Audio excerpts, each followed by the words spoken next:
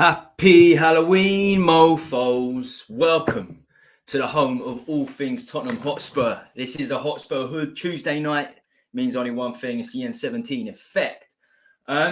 My panel don't really need any real introduction, but I'm gonna get him introduced because I'm gonna text my girlfriend to get me some of the leftover treats that the kids brought in earlier, the trick or treats tweets. So, Dan, what are you up to, mate? Oh, not mate. Do you know what? We've only had one trick or treat that come round, and he must have been about 30. I think he actually looked a bit strange on the door. We honestly, the last fella that knocked was he was in his mid-30s already. But the thing was, the fella was on his own. I know, so was this guy. He had a fucking black bin bag full of sweets, apparently, my girlfriend was saying. You know, I just thought it was like I said to my wife, just far sweet at his head or something, and tell him go away. He's definitely a crackhead. Don't you reckon?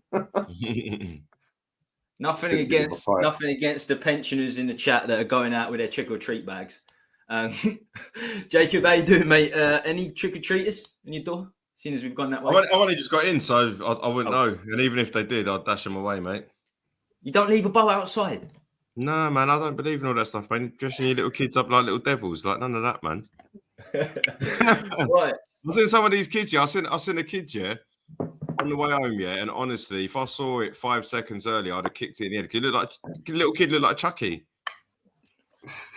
Fuck that. Do you know what I mean? And like literally, I thought to myself, if I was walking up this road 5 seconds earlier, I would have just kicked you because of what I saw when I was little.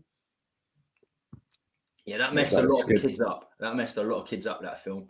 Yeah, trust me. My missus don't like that. My missus don't like that Chucky film. That prangs her right out. Mate, it's Michael Myers Halloween. It does me. I watched that when I was 7 on repeat. That's not me watching that film at 7. Do you remember the one thing that does me in? You remember It the Clown? Oh, yeah. Mate, yes. Pennywise. Oh, mate. Pennywise. I watched that film as well. My mum was allowing me to watch too many. I'm saying I watched that when I was like 7, bruv. Mate, same. About 5 or 6. Yeah. It come out in 1990, and I was watching it, man. I was watching it pretty much as soon as it come out. I was born in '89, so yeah, that's not good. That's not good. I've always liked Texas Chainsaw Massacre or Saw, something like that. The more blood and guts, the better. Yeah, mate. The original Saw. Yeah, Saw's a mad one. I actually was right with that. I watched Saw 10. It's the only one I watched at the cinema. It's pretty sick, actually. The rest are rubbish, like the sequels, but it's actually sick. Right, we got Jay. Jay should be joining us. Let's say he sways more on the Levian side of things, so it should make for a good debate. He'll probably join us later. He's always a bit late. I'm sure he'll be coming along. Let's see what people in the chat are saying. And if you are in the chat and you haven't hit a like, please make sure you do before we get going into the meat of today's topics. And there are a lot of topics to discuss. Sancho, Poch, Chelsea coming next Monday. There's a hell of a lot to discuss. This week, it's not Muppet of the Week, it's Demon of the Week. And there's a fair few to choose from, that is for sure. Richo, Everton boy, how you doing, my man? How you doing, mate? Does Dele Alli still play for Everton? Does he still play for Everton? Because I'm gonna bring his name up. I got a little bit on Ndombele, a few news headlines with the great Ndombele. And Dele Alli's name might come into it. Is he still an Everton boy, Richo? He is he, Jacob? Yeah, he is, yeah. I remember there was, I think it was about, when he done his interview, and then the following week I was watching Everton. I'm not sure who they were playing, and there was a banner going around Goodison Park saying, wishing him all the best, and that was definitely after the transfer window. So I think he's just there. To be honest, it said muscle injury there, but you wouldn't be surprised if they're going to take a little bit more time on the fact that he needs to be ready, doesn't he? Because he's gone through so much madness that if he's got a muscle injury along with what he's gone through, like it might take till next year for him to play. But yeah, he's still at Everton. Not that he'd get much game time anyway. I mean, Besiktas dropped him completely, didn't they? I mean, they didn't want him. They didn't want Dele Alli. Similar to what Gala are doing with Ndombele. But we'll get to that. To that. Right. Forget Sancho for a minute. I'm going to put this up. Because we are linked. We're linked with players all the time. I tell you now, it's 2 months. 2 months till the transfer window opens. It seems to have come around pretty fast. It's not far. As I said, Dan, let's forget Sancho. And just in general, is it too early to be talking about transfers? No. The club should already be talking about that already. Clubs should already have an idea of what they want for January. Because if we really want to do something, like we keep saying, December's going to be a big thing, but a lot of it is going to come down to what do we do in the first week of January. If we leave it to the last 5 minutes again, then yeah, we're going to put ourselves in all sorts of trouble. We need to get those transfers in fast. So you can make the transfers before the transfer window and no one has to know about it, basically. They should be all ready to pounce, basically, by day one, as far as I'm concerned, if they really mean business. If you play Football Manager and you play Championship Manager over the years, back in the day, you'll know that you don't just have to. It's not just the Bosman ruling, players out of contract that you can get players. You can sign them pre-contractly That's right. as a transfer fee, and they come first day of the transfer window. We do it all the time. We done it with the young 16-year-old, didn't we? That we signed. He's coming next season. Yeah, the Croatian, yeah. 2 years. Yeah. 2 years. He comes over to us. Oh, of course, he comes back in 2 years, doesn't he? Because he's underage. Yeah. So it happens all the time. So yeah, Jacob, proactivity, is that key? I mean, I'll tell you what, we got a new director of football. That would, I suppose, enforce that we are doing some work before the transfer window, would you say? Yeah, I agree with Dan. It's like, you know, when you look at, obviously Man City have got the money, but not only have they got the money, they've got the philosophy. They'll do things early. So it's like, imagine if Man City get to, say, December the 5th and they're 8 points clear of whoever's at top and De Bruyne is out for the season, Haaland's just picked up an injury. They ain't going to mess around. If Haaland's got a long-term injury and so is De Bruyne, you'll wake up in the morning and within 3 days, they're linked and signed. Simple as that. Like, they've just gone and got a big boy striker. They've gone and got into a big boy midfielder, and that person fills the gaps without foul until they come back. And I'd love it if Tottenham did it, but we always don't. Do you know what I mean? Like, if I was going to say the highlight of the fact that Tottenham don't do that is the season where we were second in the league, when we shouldn't have been, when we had your Clint Dempsey's and we had Gareth Bale just about coming into fruition, and Harry Redknapp had literally, he still talks about it now. He put things in place. We spoke to Diego Forlan, Aguero, Hazard's even come out and said that he was on his way to Spurs. I forgot about Forlan. I forget about Forlan was a serious baller in La Liga. Yeah, he was absolutely ridiculous baller, mate. And if we'd bought him that season, Atletico were ready to get rid of either one of their strikers. So they had Aguero or Forlan, and we agreed to both of them. But Daniel Levy apparently didn't want to pay the what was it called? You know, like the trademark fees and all that stuff. So basically, he was prepared to pay 40 million for Forlan or Aguero, but he didn't want to pay 10 million for their trademark fees. And then Hazard I know what you mean. The words lost me. You know what I'm talking about, don't you? The individual sponsorship fee. The rights. You know, like what Diabala got. Image rights, wasn't it? Image rights. So it's like. Do you know what? I was exactly about to say Dybala. That was the problem with Dybala. I was about to say the exact same thing. But that wasn't the problem. What it is Daniel Levy made that as an excuse. So then all of a sudden, like, we get to the end of the transfer window. Harry Redknapp's in his forward Mondeo, isn't he? And then all of a sudden we get we get Louis Zaha and Ryan Nelson and finish 5th. Like, yeah, nice. I mean, we do it all the time. There's never been a time where I can sit there and go, we've been proactive in a market, whether it's been in the summer or January. Now, this is the opportunity where I'm not asking for Tottenham to spend 100 million, because if you're going to spend 100 million, 200 million, it can disrupt the boat. All I'm saying is if we get to January and Son's got to go away, Basuma's got to go away, so's Sarr, Højbjerg's knocking on the door and saying he wants to leave. We haven't really got any centre-halves that are cutting the mustard with the ones that we've got. All you need to do is just fill in the gaps slightly. You know, just bring in another centre-half, bring in another centre midfielder, you know, probably send Ollie Skip on loan, and then give us another attacking option that we can trust that's going to hit the ground running and score a few more goals, because we're in a position where everybody knows that if there's no Son at any given time, no Maddison, no Basuma, and either one of the centre-halves, and effectively the goalkeeper, we're in trouble. Goalkeeper's not too bad because, you know, Fraser Forster, if he's got to come in for 3 weeks, all of these, it's not that bad, but it's the ones on the pitch. If Son comes, you know what I mean? If we go and play Chelsea next week and beat him 3-0, but Son comes off injured and it's like, oh, he's out for a month, that'll feel like a defeat, even though we've beat him 3-0. So we need to invest big time. But it's one of the ones, like I said, I'm not getting carried away and thinking we're going to being a title race. But if we get to sort of November, December, because we've got quite a tough run in, and we come out at the other end and we're still in the top sort of 3, we've got to invest. You got to at least say to Ange, what positions do you need filling? I'm not saying give him 300 million, but what positions do you need filling? And fill them gaps with adequate personnel. And I think we'll be all right to, at the very least, get Champions League football. You know what I mean? As long as we keep maintaining in the top 2 or the top 3, if we get top 4, I was predicting 9th at the beginning of the season. So to finish 1st, 2nd, 3rd, 4th, or 5th, it's like Christmas. You see, in summer, we actually started off pretty quick on the transfers, though. I mean, you look how quick we got Maddison in. You look how quick we got Vicario in. Now everyone sort of got a bit hyped up, like, yeah, it looks like business. Then all of a sudden, dead. Right. Do you remember the season before that? It was the exact same the season before. It's exact we got Bissouma, Richarlison, we got all these guys. I remember I was getting gassed, and then I remember it got to a point where I was like, 2 more, and we're going to challenge for the title, and then it just went dead.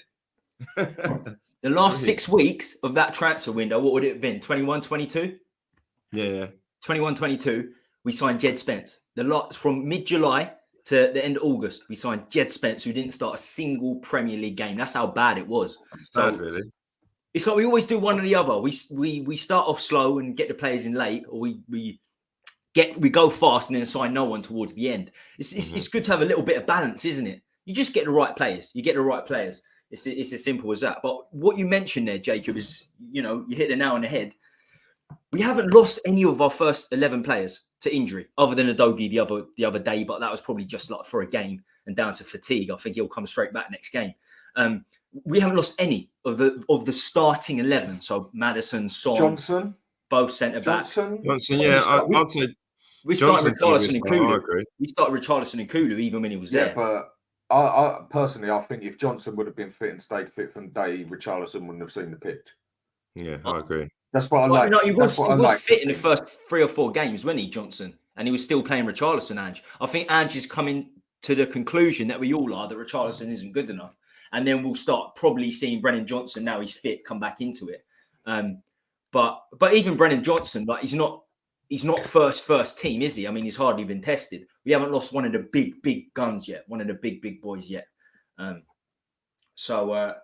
We'll see. Christmas time, he certainly will. I think one of them will be injured at least. But in terms of talking transfers, 100%, we need to be proactive now. The big clubs, the best clubs, they have a plan before the window opens and they bring players in, as we just mentioned, on pre-contracts. We just seem to drag it out. Final week.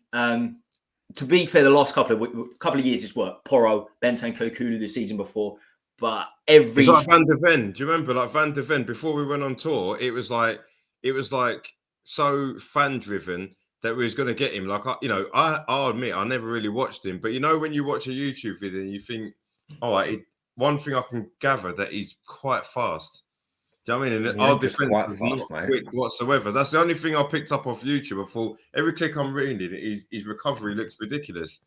But then we longed it out on that. Now, obviously, it's brilliant that he's come in and after that period and he's absolutely smashed it. Like, I love the guy.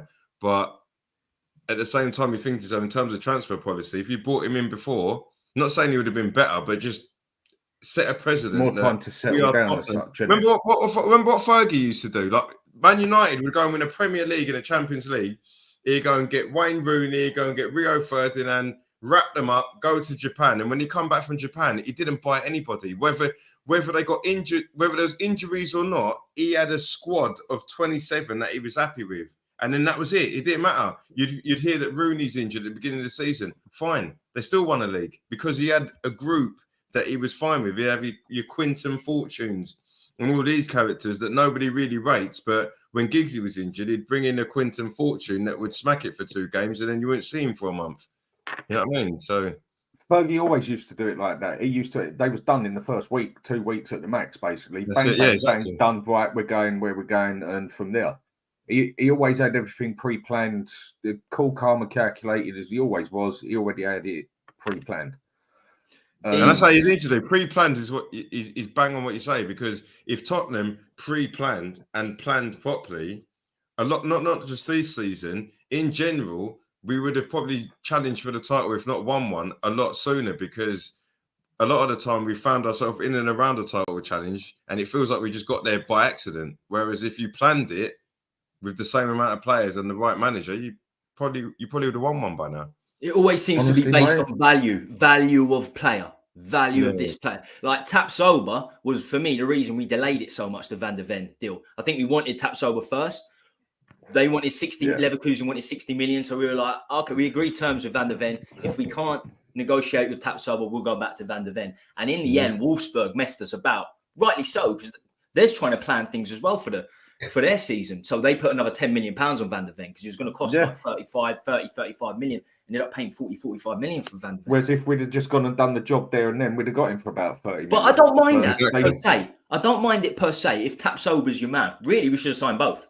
Or we should have signed Van de Ven and someone else, 2 centre-backs. We know that the proactivity this January, number one, we should be looking at centre-backs. Yeah, absolutely should be looking at centre-backs. But in terms of Sancho, Jadon Sancho himself, we were linked in the summer. Before we signed Kulusevski, I remember on a show, we were talking about Sancho because it wasn't definitively that we were going to sign Kulusevski. So Sancho, does he get a nod from you this January, Dan? Sancho, you a fan? Well, just changing it a second. Just what the fella, just want to bring up something the fella said here. Bruno, any sorry, relation? I can't let relation? I can't let that go. Like, Richarlison should be supported. He will prove everybody wrong. Just like Vicario did. Yeah, Vicario did it in a game. Richarlison he did about 2 years, exactly, yeah. Had like nearly a season and a half, and I debate that with anyone. Do you know what? I'll even offer the fellow out. I'll send him the link on here, and he can come on here and explain why Richarlison needs to be backed up. So, mate, if you want to do that, do say so. But back to what you were saying, Tom. What was it? Sancho? Yeah. Well, he's been about.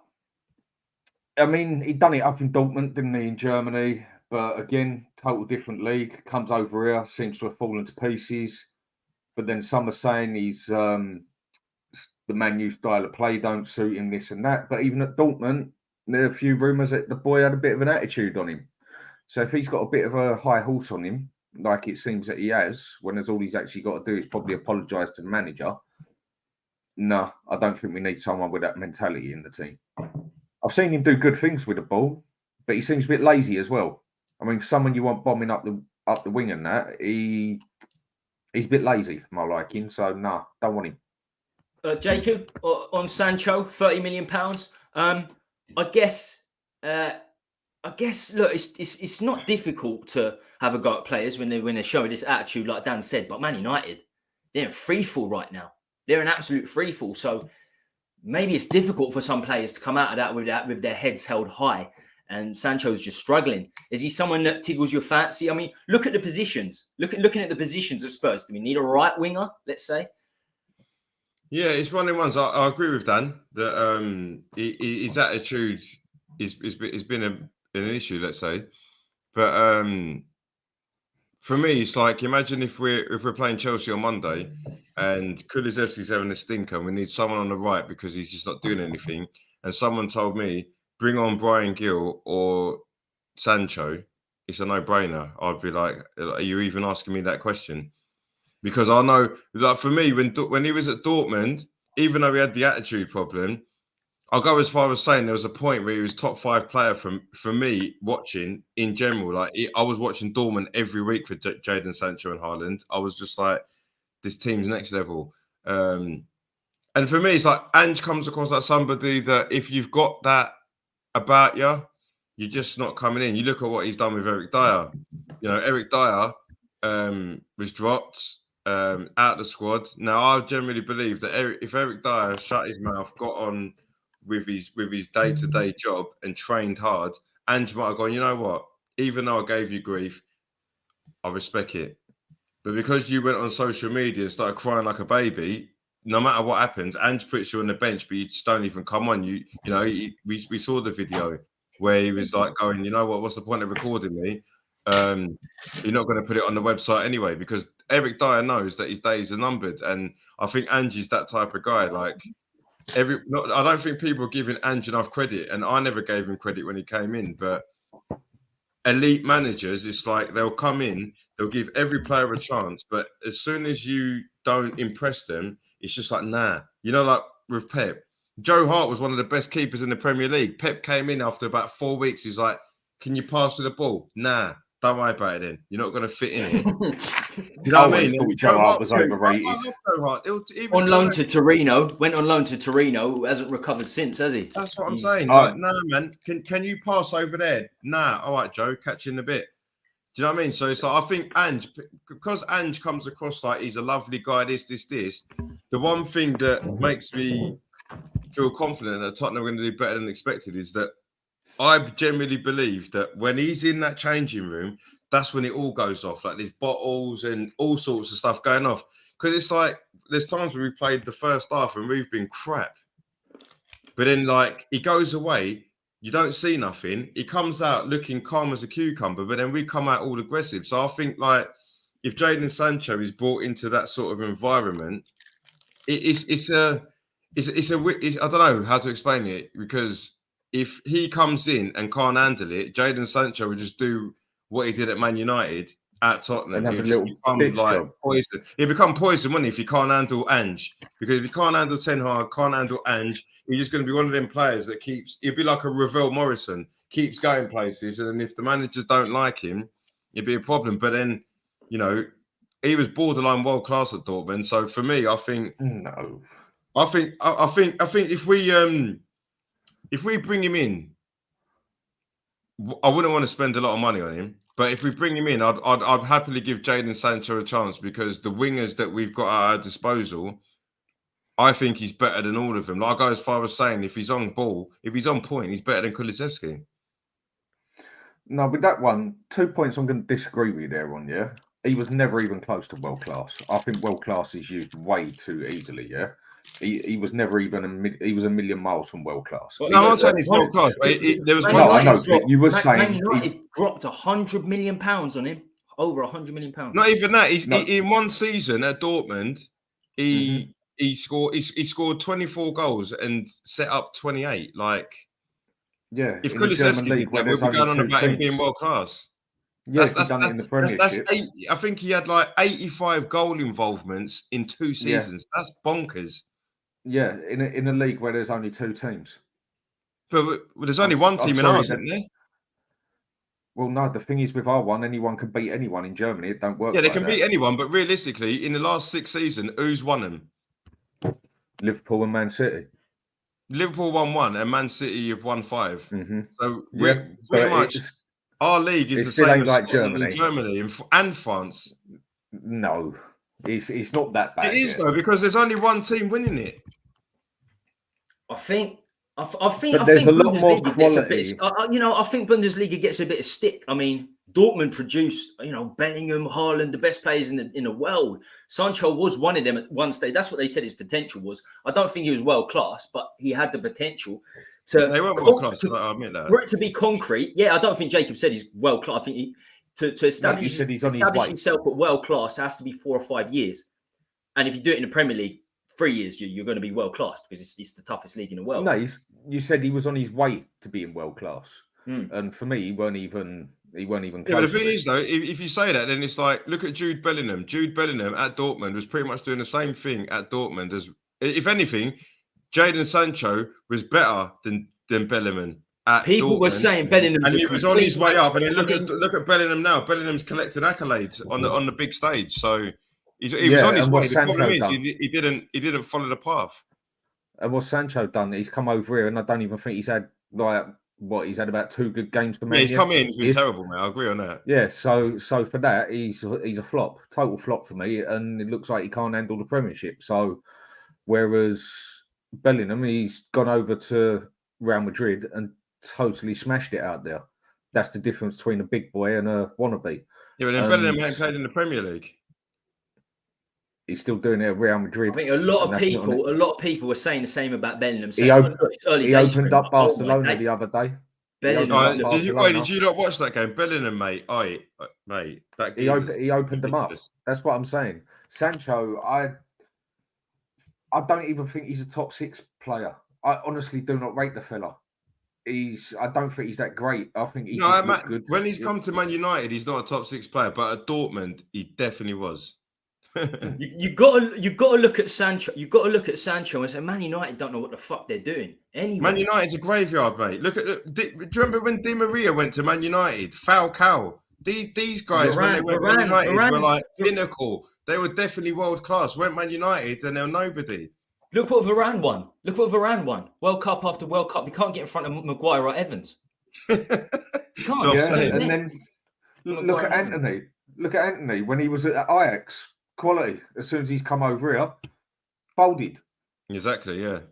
You know, and it's all good saying it's the club and everything. Yeah, I can get that, because if you take a look at Chelsea, how many well, I wouldn't quite say world class, but some very, very, very good strikers they've had come in there, and they've destroyed nearly every single one of them, except Drogba. Exactly. Yeah. And maybe it don't work for him there, but I just don't think he's got the right. I don't think he's got the right style. I don't think he's got the right mentality for our manager, and I don't think our manager goes in there like starts screaming, shouting, throwing bottles. I reckon he goes in there with more the Anthony Hopkins style, you know, silence of the lambs, keeps it cool, calm. That's what I think he does. Keeps it cool, calm, and calculated. Because Jacob, Joe Hart was Postecoglou's man. He was, wasn't he? I was worried when Ange came in and Lloris was on his last legs that he'd look at Joe Hart and Carter Vickers. That's true, yeah. I've never rated Joe Hart. I never thought he was nothing special.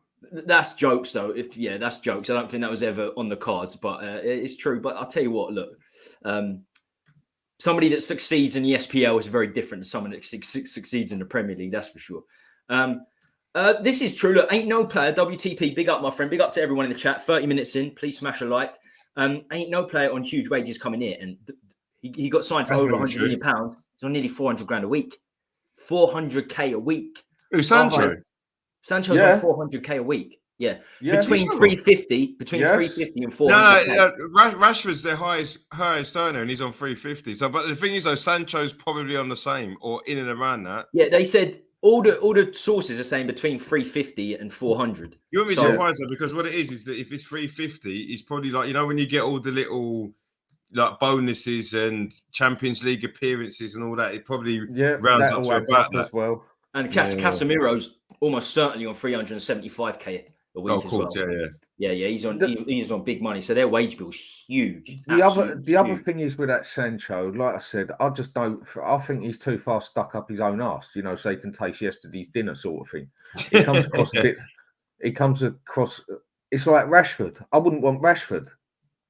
I don't rate him as much. Rashford, I never rated. He has one good season every 5 years.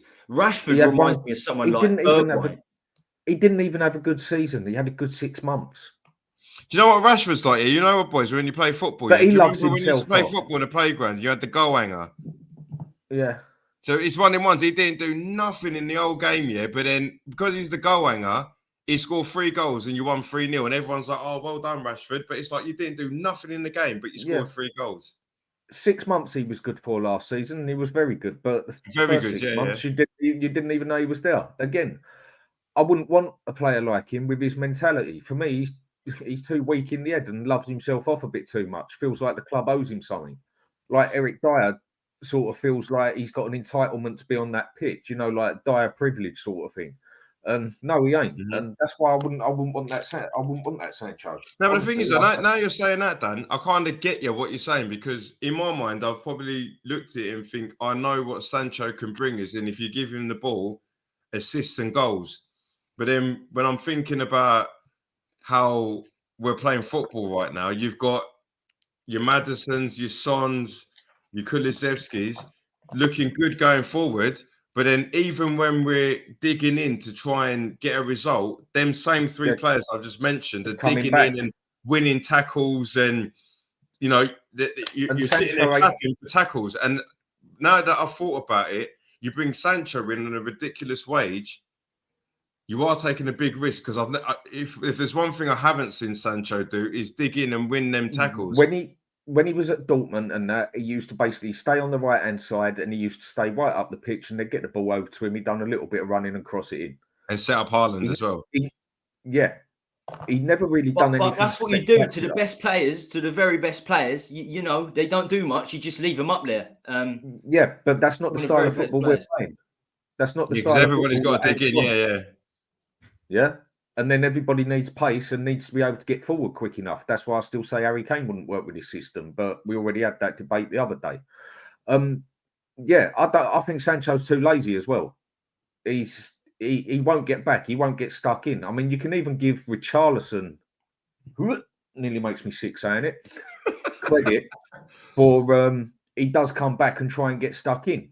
You can even give him a bit of credit for that. Credit where it's due. Son comes back. Kulusevski comes back. Sancho, he's not at all. Mate. I'm looking at the wages here because we're having a bit of a to and fro in the chat. So the Sun report 350 grand a week. Salary Sport say 270 grand a week. Next one says 250 a week. Next one says 375k a week. I think it's safe to say he's around 300k, but I heard 350k. Whatever it is, it would be our highest salary we've got for a player. I think Maddison's on about 180k, Son 190k. Yeah. I don't think if we sign Sancho, I think Sancho's very, very possible in terms like a Danjuma type deal. We'll see how he does for 6 months. I don't think we would sign him permanently. Absolutely no chance. So I don't think the 300 grand a week would even come into it, to be honest. If we was to buy him, where the Man U are basically that desperate to get rid of him now, we'd just buy him. He'd say he wants, say, 300 a month. We'd say, right, we'll give you 150 and Man U can pay the rest for the rest of your contract. Mm-hmm. And that would save them money at the end of the day. And it does happen a lot. It actually happens a lot in football. And it's like when they loan the players out. Okay, we'll pay 20% of the wages. You can still pay 80%. And they need that player loaned out. So that's the way it works with it. I just don't want to see him at the club. If he comes to the club and he does good, then I'll put my hands up and say, yeah, but I just don't see it happening. Whatever happens, I do see it happening because we've signed Gil when we didn't need him. We've signed Danjuma when we didn't need him. I could see it happen if he's available. But as I said, I don't think it's going to be permanent. An option to sign him permanently in the summer. That's the best I can see. For me, it's absolutely not a priority. Our focus, new director of football that we nicked from Villa or whatever, needs to be looking at centre-backs. Centre-backs. Not even centre-backs, just defence in general. Because we saw, like, you know, I was bowling with the kids and I thought, hold on, let me check the lineup. And I was confident we're going to beat Palace in a weird way. As soon as I saw Ben Davies at left-back, I was like, all right, it's going to be 1-1 then. Do you know what I mean? And when you saw Ben Davies, he had a stinker. Fair enough, he probably wasn't fully fit, but it's like all it took was a dozen to come out. And it was like we tried Ben Davies, and fair play to Emerson. He come in and shored up the shit. But it's like if Adoji's not fit against Chelsea, the likelihood is we'll play Emerson in that game, and he'll have a stinker, and then we bring on Ben Davies. So we're kind of hoping that one of them sorts it out. Yeah. Right, Tom, but this one here, Harry Kane is world class. He could play in any system anywhere in the world. No, I don't think he'll work this system, and I'll tell you why. Everyone comes back. We all know Harry Kane come back as well. But everyone keeps preaching that certain players won't work at Spurs, like Davis and that, because you need pace at Spurs. Harry Kane ain't got pace. Harry Kane would not be able to come back to the centre where Son does, and then when the ball comes over, get up towards the goalkeeper in time, like Son can, because he's got the pace. That's why I don't think Harry Kane will work in this system. He's not quick enough. Everyone keeps telling me everyone needs to be super fast to play. Everyone needs to be quick on this. But again, it's all opinion. I disagree, Dan. I don't think Son's super quick now. I think that's why he can't play in the left wing. I think he's lost his pace. He's still significantly quicker than Kane. He's quick. Like, you see that on if you were playing Football Manager, Son's still a 16, isn't he? He's still quick, but at the end of the day, he can't play in the left wing as much. Because he's not quick enough to play the wing. No. I think so. A lot of his goals are from 6-yard box. He's coming in from across 6-yard box, 8-yard box. I think. I don't think his pace is the issue. It's like, you know, it's weird because he's quick enough to get on the end of a pass, but he's lost that ability to dribble past someone. Now, if you're a winger and you can't dribble past someone, there's no point in you playing there.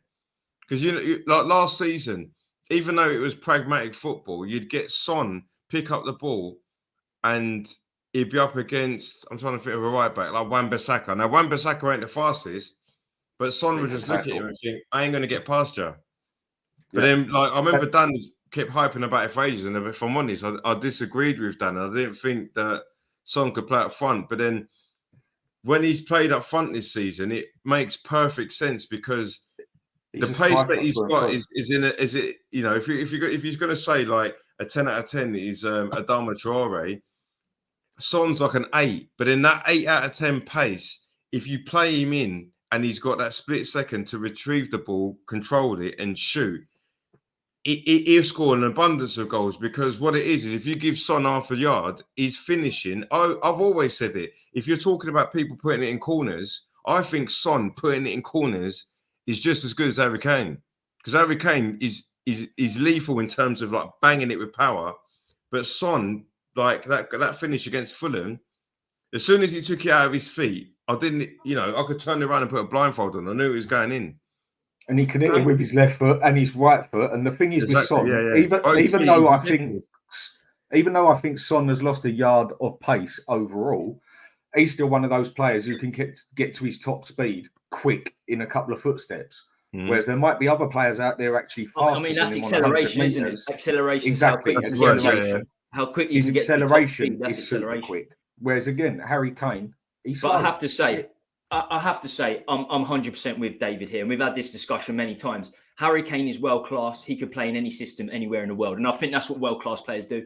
I think he could. He played it with Pochettino. This system is very, very similar to Pochettino's in terms of the high press, 4-2-3-1, and Kane was phenomenal in that situation. Very, very high. When he played for Poch, he didn't come as far back then. He was up front most of the time. He didn't come back into the middle when he was playing for Poch. He only learnt that style after, when he had to start coming back.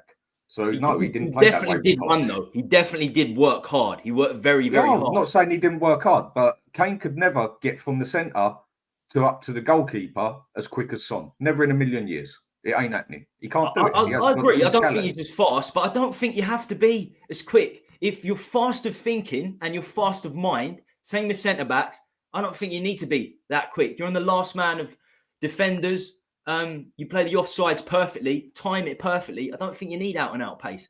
I think Kane, anywhere in the box, he's finishing, and that is something that very little strikers can do in the world. Son's been fantastic so far, and you've been right, Dan. You proved me wrong too. I didn't think Son would do as well as he has done in that striker role. But Maddison behind Kane, I think we're almost. We can really talk about being in the title race if that was the case. I really do. I think Kane. I think the world class players can play in any system. It's divisive. It's very, very divisive in how Spurs fans think like this. I think it's very easy now while we're top of the league. If Son starts flinching at chances like he did last season, because he missed a lot of one-on-one chances, things will change. Hopefully that doesn't change. But he's a striker now, through and through. He's an out-and-out striker. He's a striker because we don't have a striker. We literally don't have a striker in the squad. No, but he's a striker through and through now. He reminds me. I think if we had Harry Kane would be taking the plaudits. But I think if Harry Kane stayed and Son was playing off the left, even under Ange, we'd probably be calling to sell him because he had just carried on doing what he was doing last season. I agree. Because he did have the pace. Harry Kane scoring all the goals. You'd have had let's say we bought all the players that we bought, but we kept Harry Kane. All of a sudden, if Son had 3, 4, 5 bad games, we would have bought in Brennan Johnson. Brennan Johnson would have come in. Let's say he didn't get injured and he banged a couple of goals. All of a sudden, it's like, well, we might as well get Son, sell him. That's for what I'm saying. I agree. No, look, I 100% agree with that. I agree that if Kane did stay, it would make Son's future and his position in the team difficult because, as you said, Kane's definitely playing up top. Maddison's definitely playing cam. He's a better version of Jermaine Defoe. He's a poacher. So what's That's Kane? What Son is now. Is Kane not a poacher as well in his early days? I think Kane's a complete forward. He's a complete forward. He can do absolutely everything. I think he's proved that. He can do everything because he didn't have a cam, so he had to come back for 2 years. Yeah. But in the box, you want anyone on their foot in the box. Yeah. You want Harry Kane and Haaland. But Tommy, that's not the problem. The problem is, how many times have we come back? Everyone's come back now to cover, like Ange says, and then a through ball's gone into an open space because he does say put it into the open space. And next thing you know, Son's on the end of it or nearly got it because he's up that end of the pitch. Harry Kane can't do that. He can't. He hasn't got the physicality. I really disagree. I just think. Are you telling me Kane has got the same pace as Son? Kane's no, but I don't think you need pace to work in a 4-2-3-1. I don't think you need to be pace. Well, you need. You know what it is? There's two types of pace. Because if you look at defenders, for instance, let's forget attackers for a sec. There's two types of defenders. So if you're a defender with pace physically, you look at Kyle Walker. Kyle Walker, if he was as quick as Harry Maguire, he probably wouldn't be a professional footballer. But because he's rapid, he's been classed as one of the best right backs ever. But then you look at someone like John Terry. I can comfortably say that I was probably quicker than John Terry. But because John Terry is so quick in the head, no one could like master him. So it's like Chiellini, Fabio Cannavaro, the last centre back to win Ballon d'Or. These were slow defenders. Where we come so far back now, we bring their defence forward. Harry Kane stays up there. He's going to get caught offside every time. Harry Kane never gets caught offside. He's unbelievable at not being caught offside. This is his biggest strength. That's his biggest strength. If we pull it back as far as his running, his timing of runs are his biggest strength. Harry Kane never gets offside. Very rarely. That's why he doesn't need pace as much. For me, no, I get where you're coming from. Two steps ahead in here. Too many times I've seen Son in the middle, basically by the middle spot, and the ball's gone into open space, and Son has to leg it up there to get it. I'm sorry, Harry Kane can't do it. He ain't got. He can't do that, but he's got other skills that other players haven't got, and just no one in the world's got. That's why he's world class. If everybody had that skill that Kane's got, they'd be world class. They're not. He's unique. I think the best players can adapt. The very, very best players can adapt, and I put Kane in there as one of the very best players. But if your team is an out-and-out team based on pace, it's not. I don't think it is out-and-out based on pace. I think there's more to it than just pace. That would be very simplistic. No, pace is a major part of it, though. Pace is a major part. But I think it'd be very simplistic to say Ange's system is just pace. No, it's not just pace, but it's a major part of it. Everyone on that pitch now we've got has got a good acceleration on them. And then when someone comes on like Davis, who can't run for shit, did it show? He affects Even Chicken Royale can run. Porro, he's got pace. Romero, he can get to a speed quick enough. Van der Ven, he's quicker than any striker. Basuma can run. Maddison can run. Papasar. The list goes on. He can run. Kulusevski, he can run. Yeah, to be honest, you're right, because Ange's philosophy does probably rely on athleticism, and like it was weird because like I was confident we were going to beat Palace, but then when it's the minute I did it on my video, I didn't want to discredit Ben Davies because for me I admire his loyalty. He works hard, and Are we really comparing Davies and Udogie to Kane and Son? No. But what I'm saying is, as soon as I saw Ben Davies in that lineup, I looked at 10 players that I could rely on because of the system that we're playing. But as soon as I saw Ben Davies, I was like, you're not gonna look right today. And then like, so we're comparing Ben Davies's lack of pace to Harry Kane's lack of pace. No. What I'm saying, lack of pace. If you've got a lack of pace in general, if you've got a lack of pace in this system or a lack of athleticism. Because it got to the point, like, imagine if we had a Doji. With Maddison's passing range, I think it does. His passing range is so exceptional. I think it works. He would be, imagine the through balls to Harry Kane would be absolutely magnificent, what Maddison's been doing so far. But then think of it this way. It'd be a match made in heaven. I think it'd be a match. If Kane was staying up there on his own, he's going to have 2 strikers on him 24/7. Because the way we do it, as soon as we lose the ball and they're coming at us, we let them come right at us and they bring their defence forward, and then we charge at them. And then Maddison gets the ball, brings it up there. Son's already sprinting up there.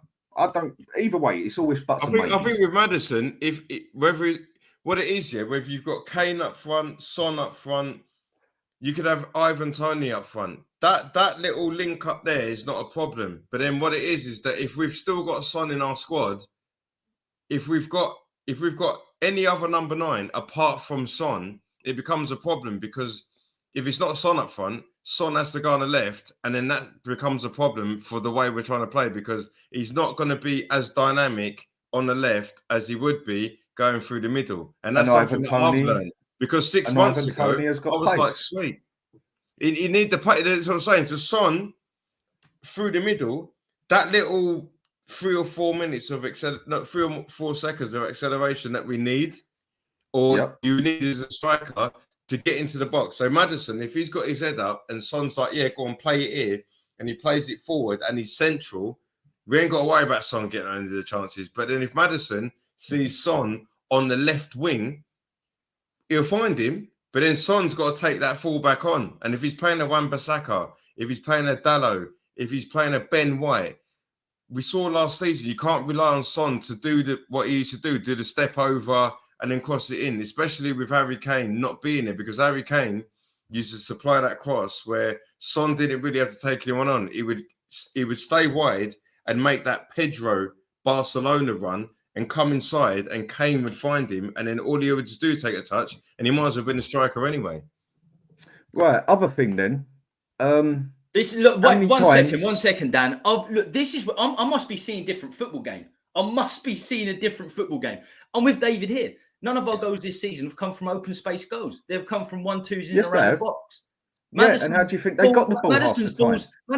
Maddison's assisted so much from the byline. Yeah. Getting balls in from the byline. Son darts to the near post and gets flick-ons. That's how I've seen Son's goals. Right, there you go. And how many times has Maddison passed the ball into open space? Richarlison's run onto the space where the ball's and made tits up of it. And how many times has Maddison put a ball through that Son has run onto? That is passing into open space. I don't think there's been a goal Maddison's put as a through ball, and it's just been Son on his own scoring. But maybe still comes one of the goals space. Against Burnley. Other than that, I think he's scored goals that Harry Kane scores every day of his life. But the setup still comes from open space. And look at the other one. Their goalkeeper hangs about with a ball. Who sprints up from the halfway line? Son. Pressures the keeper.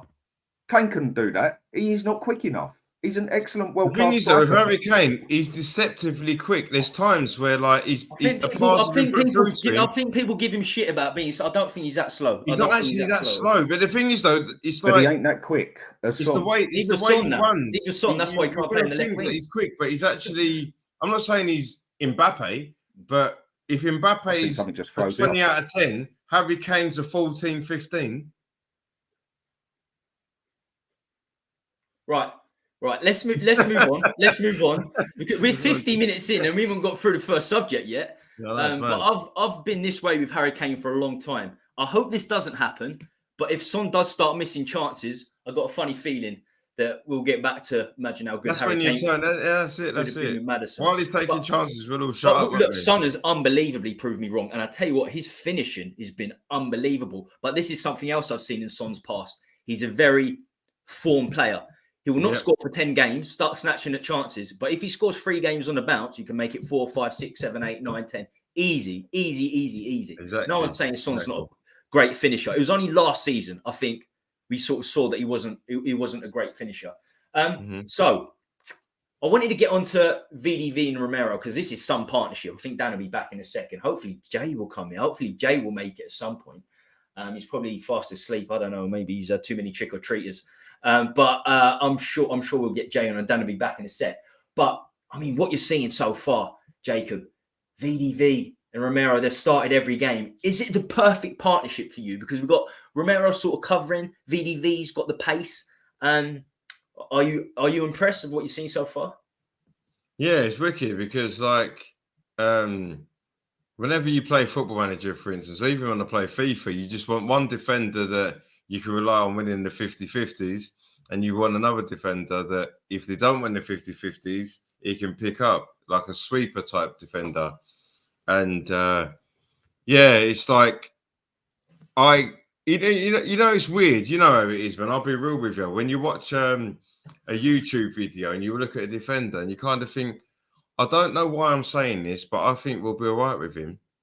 Don't ask me why, because the thing for me was his recovery pace. And when I looked at all the defenders that we had last season, I was like, no matter what, all our defenders were slow. And I'll say this on multiple shows, Jacob. You watch a lot of football outside of Spurs. Have you ever seen a centre-back that quick as VDV? Nah. I've never seen one. The thing is that you're asking me a question I've never been asked before. And I was thinking it on stream the other day. Van Dijk was close. He was close, as in, he didn't look fast. But I remember there's one time I watched the Netherlands versus France, and Mbappe was through, and I just seen Van Dijk just eat up the grass, and I was like, right, like I didn't realise he's that quick. So that's the only time I've seen one. But apart from that, you know, Rio Ferdinand was not only fast across the grass, he was also fast in his head. But like, I don't think he probably admit that he was never that quick. He was rapid though. Whenever I talk about centre backs, I look at Rio Ferdinand with pace. A lot of people don't talk about his pace because he was so good at all his other. He had loads of other strengths, but he was fast. And I think it's the same with Kane. Don't get me wrong; he's never been fast, but he does get from deep to attack. He's always on our near post defending corners. Exactly, yeah, exactly. Always on our near post defending corners. Then moved up. So I don't know. You know what it is, mate. If you know it is, you know your football, Tommy. It's like if you, for me, I'm not saying I'm the quickest person in the world, but the reason why I'll get on the end of a chance, or the reason why I'll make that tackle, is because while the player that's got the ball might be quicker than me, I've already anticipated that.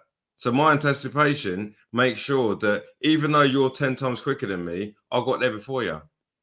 So it's the same with a forward or a defender. If you have got the anticipation and the mindset, it doesn't matter if you're playing against Mbappe. If you saw where that ball was going, you know it is, Tommy. There's times where you've played with someone that's rapid.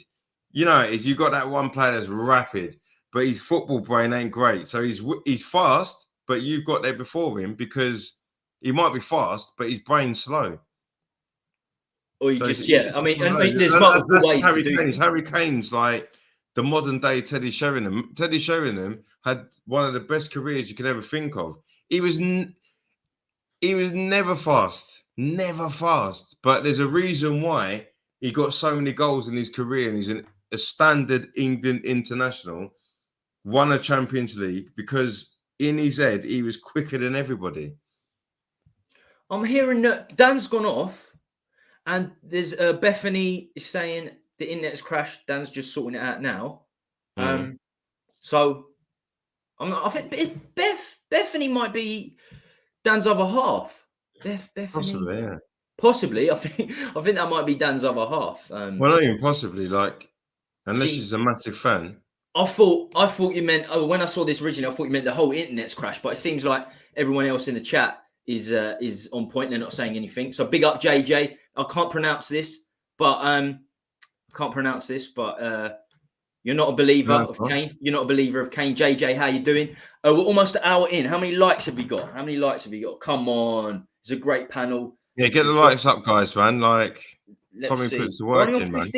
We're only on 15 likes. Come on. We're having a good debate. We're having good discussion. It's completely free to smash that like, so please do so.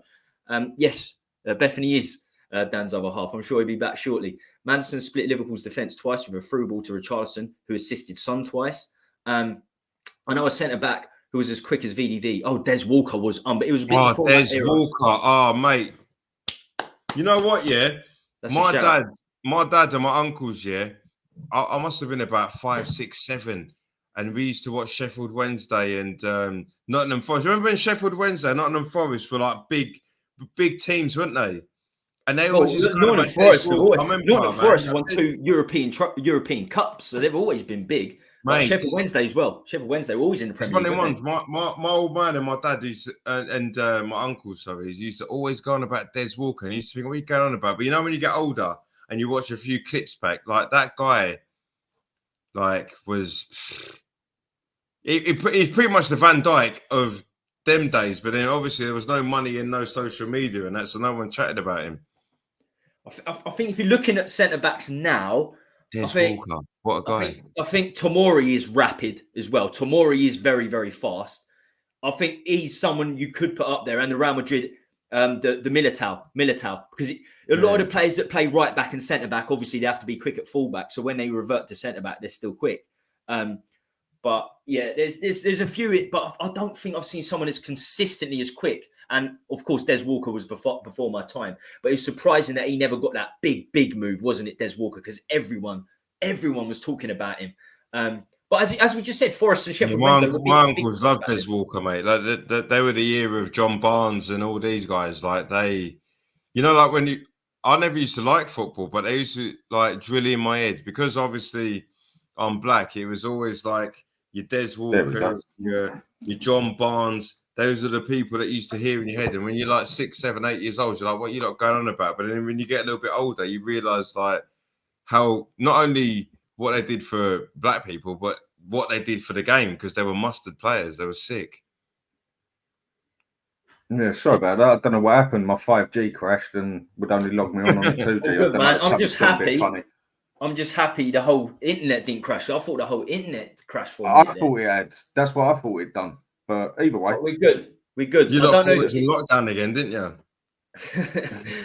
I don't know if you was listening, Dan, but we were talking about VDV and Romero. Are they the perfect partnership for you? They've been very good so far. You know what? They've definitely shut me up on that one, because I always thought, after last season and the way I've seen Romero play with Argentina and that being a bit of a hothead and everything, I always thought he'd need a bit of an older player next to him, you know, like a big brother slapping around the head, like get your act together when he's acting like a little bitch, basically, because he did last season. And no, I think them two together, two very different styles of defenders, and I think them two work perfectly fine together. I mean, Romero's more the fiery one, the physical one. Van der Ven's the quick one. And I think them two seem to work pretty well together. They cover each other quite nicely. Same as Van der Ven covers a Doji when he gets forward and whatever else, because he's quick. I think them two are actually working quite nice together.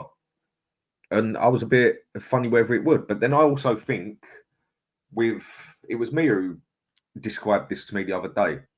With the three captains we got, basically, Captain Son and then the two vice captains, apart from a captain in each part of the pitch, you've got three totally different types of people there. You've got the very nice guy, you've got the cocky little bastard, and then you've got the fiery one. Like when you're at the nightclub, you've always got the cocky little one that gets the fight started, basically, and then you've got the nice one who comes over to chill it out, and then when it ain't going to chill out, you've got your other mate who comes in and throws the first one. Roll that into one, you got your perfect captain, ain't you? And I think that, it was Mia who mentioned that to me, and I think, do you know what, that makes sense. So, yeah, I think that's what he's done with the captain side of it, and yeah, him and Van der Ven seem to work quite nicely together. I think that's a fair point. I think that's a very fair point. I think both players naturally like to win the ball, and that could have been a problem. I saw that as a bit of an issue when VDV came in, but it seems like Romero's held back his natural instinct to go for that ball. He stepped up to the leadership role, as you said, and he is happy for VDV to be the prominent presser. I mean, as you know, Jacob, I think you said you played centre back, and even if you didn't, if you know football, you have a sort of sweeper, and you have you sort of sort that out with your centre back before the game. And if you're up for the challenge, you go win the ball, and your other centre back is a sweeper. He sweeps everything up, covers you. Well, and I think that's where we are right now. And I couldn't see that happening. Because it was Eric Dyer covering Romero last season, but Eric Dyer had no pace. And because he had no pace, he sat so deep, he was almost in a dressing room in games. He was so deep. You know what I'm saying? It was ridiculous. And the best thing we done was dropping him. I'm going to talk about him in a bit. You know, Eric Dyer, his tactic towards football was like, I'm sure you boys have been there before, where like it's all kicking off. There's a few of you, it's about to have a fight and that. But there's always that one guy that like even though you're getting smacked or you're smacking someone, you're in the fight and you can see him and you know full well that he weren't getting involved. But then when you get home, when you get home and you have a few beers and you know someone's got a spliff on the go, all of a sudden it's like that guy that you saw not getting involved, he was like, "Yeah, you know what, boys, that was a wicked scrap." And you're like, "What are you going on about, bruv? Like you stood there." There's always been a few of them. Eric Dyer's like that, man. When we're trying to get involved, then it's like, come on, boys, like we need to dig in. Eric Dyer's the one going, "When the day, boys, like I don't want to get a smack." That's him. Basically, the other thing is when you got that somebody, Des Walker went Sampdoria. Audio said in Sampdoria. Wait, that's the comment that I saw. Yeah, do you remember that program on Channel 4, Go Lazio? Oh, mate. Oh, that's how I got into football, bro. That's how I got into football. Des Walker at Sampdoria, mate. Like, I remember that. Sampdoria was a good team. Top-level football you could watch. Sampdoria, do you remember? On terrestrial TV. On terrestrial TV, which I didn't have Sky, it was the only live football from the top league you could watch. the Serie A, and I love Yeah, it. in the 90s, prime, the Italian league was the biggest one. It was Italian the best, league mate. They was had the biggest Gazza one. in there. They had Mancini. They had Baggio. Yeah, No, that mate. Baggio, yeah, of course. Christian Mate, Vieri, that was the all best, that man. lot. I remember on Sundays, 10 o'clock, man, no worries. Like, Del Even Piero. Saturday, they went over the previous week with James Richardson sitting in a I cafe. don't know, actually, it was Saturday. It was Saturday, yeah. Del sitting with the Piero, papers on Edgar a Saturday. David. You had loads of them back in there back then. Christian Yeah, Vieri. That's strikers you don't even think about it. Do you remember like Ravanelli and people like that? Oh, it's Well, crazy. my favourite all-time striker played there for many years, Batistuta. Batistuta is my top 3 ever. Vieira was one of my I just love Vieri. I loved Vieri. Oh, Vieri, yeah, mate. That His left foot was ridiculous. Christian Vieri's left foot was just up there with Gareth Bale's, I think. It was like a radar going to the top left corner. Then you got Totti. Totti was coming into it in the late 90s, wasn't he? Totti, Totti 98, 99, he was coming into it. Crespo, man. The Parma team was incredible. Crespo, Chiesa, Federico Chiesa's son, Enrico, was unbelievably good as well. Yeah, mate, he was mustard, bro. Nobody talks about him. Buffon, Lilian Thuram. Anybody that plays with Thuram, Lilian Thuram says he's the best player I ever played with. Anyone that plays with him. You know what? Yeah, I was talking to my mate, about 3 weeks ago, and I said to him, I bet you I'll name a midfielder that you can't remember. And he was like, who? And I said, Alan Bogosian. Can you not remember him? I don't remember him. Hey, bruv, this geezer played. Do you remember when Ancelotti put that Parma team together? Yeah, He had Alan Bogosian, he had Thuram, he had Chiesa, he had Thomas. Do you remember Thomas Brolin? Yeah, Swedish guy played there, or whatever his name was. The Argentinian Cannavaro. Yeah. I was just like Buffon. I was like, of course, Fabio Cannavaro started there as well, didn't he? Oh my! This is the thing. So you know when people going on about Fergie, and I give Fergie the full respect here. I don't care when people talk about Fergie. I'm like, nah. Ancelotti's the best coach ever because he created that Parma team before anyone even knew about Fergie. And to be fair, he went to AC Milan and turned them into superpowers as well. And he's still killing it now with Real Madrid. Like while Fergie's retired, Ancelotti's still smacking it. How does he go to Everton? To be fair, even at Everton, they were fighting for top 4 when he was at Everton. They were That's how he got to the Real Madrid job. Now, Jordy, we've got a few neutral fans in, non-Spurs fans in by the looks of it. Jordy, how are you, lads? Good and great. You have Richarlison as Harry Kane replacement. I think we did have at the time. This is some comment from WTP, and I agree with him. I agree with him. Smash the like and subscribe if your wife has crow's feet, like literal crow's feet.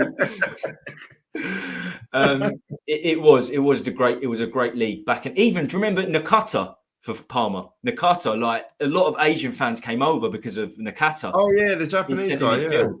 He was pretty sick as well. He was pretty sick. It was where Ronaldo made his name at Inter as well. I mean, you Rui Costa. It goes on and on and on, doesn't it? Oh, mate, do you remember Ronaldo at Inter Milan with the grey and black shirt?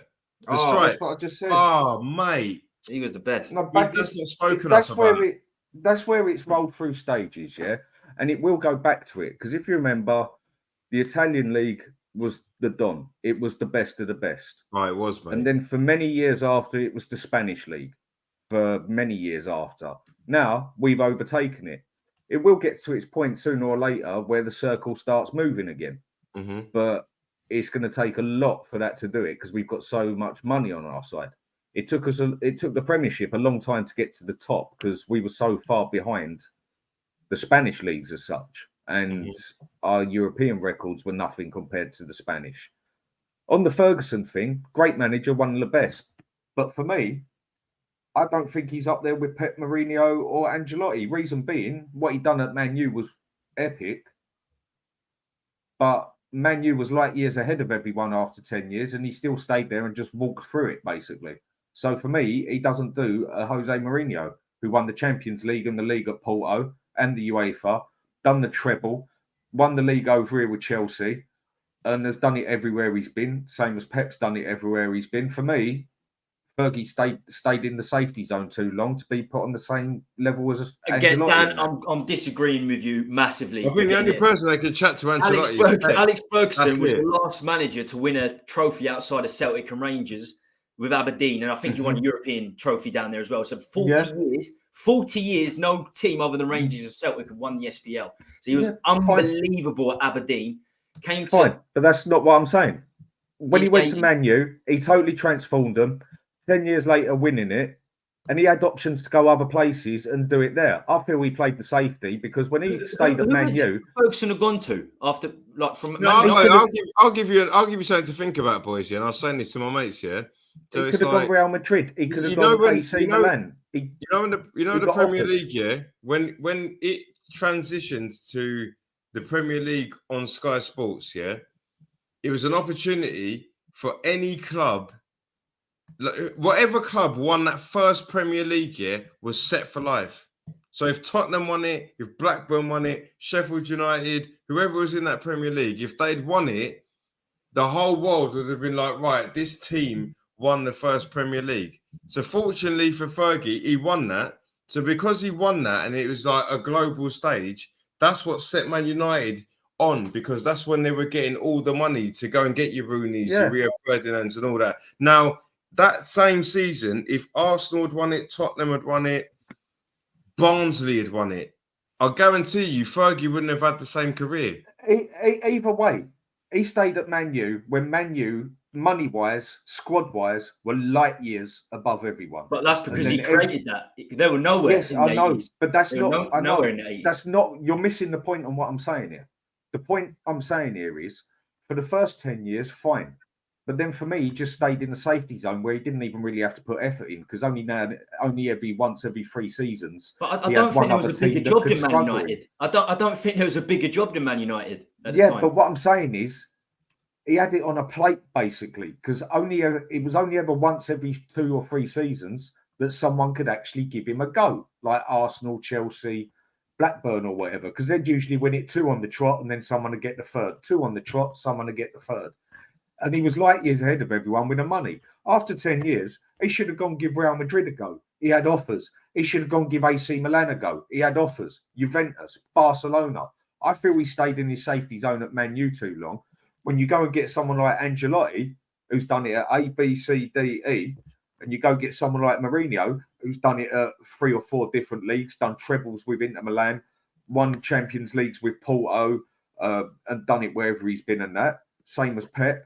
Even Klopp, for me, he's gone and done more elsewhere. They've done it everywhere. Fergie just stayed at the safe team at the end of the day. Look, I do agree to a certain extent. I think he could have chosen to go to another league at some point. He got offered jobs at Real Madrid enough times. Man United was like a dynasty. It was like it's like nothing else I've ever seen. It was like. But that's what I mean. But he still had it easy.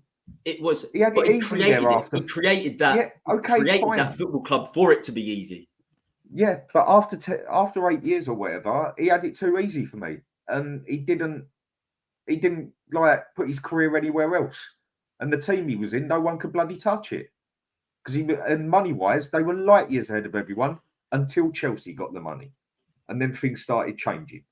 And then that's when things started adapting. Oh, do you know what? Arsenal were very, very good as well in the late. They were very, very good. Arsenal in the late 90s, but look, Man U won it twice on the trot nearly every year, apart from when they done the treble. Back to back, someone else would get it. Back to back, someone else would get it. Do a treble, someone else would get it. Back to back, someone else would get it. For me, he stayed too long in the same club, but that's just opinion. I rate Ancelotti more because he's been to 5 different leagues. Won it in 5 different leagues, won the Champions League 4 times or 5 times with 4 different clubs. For me, that's a more of a complete manager. And he's still doing it now. I agree. If you put Ancelotti, you could put Ancelotti in any other job. I think more comfortable than Ferguson, because he's been there and he's done it with other clubs. And he's adaptable.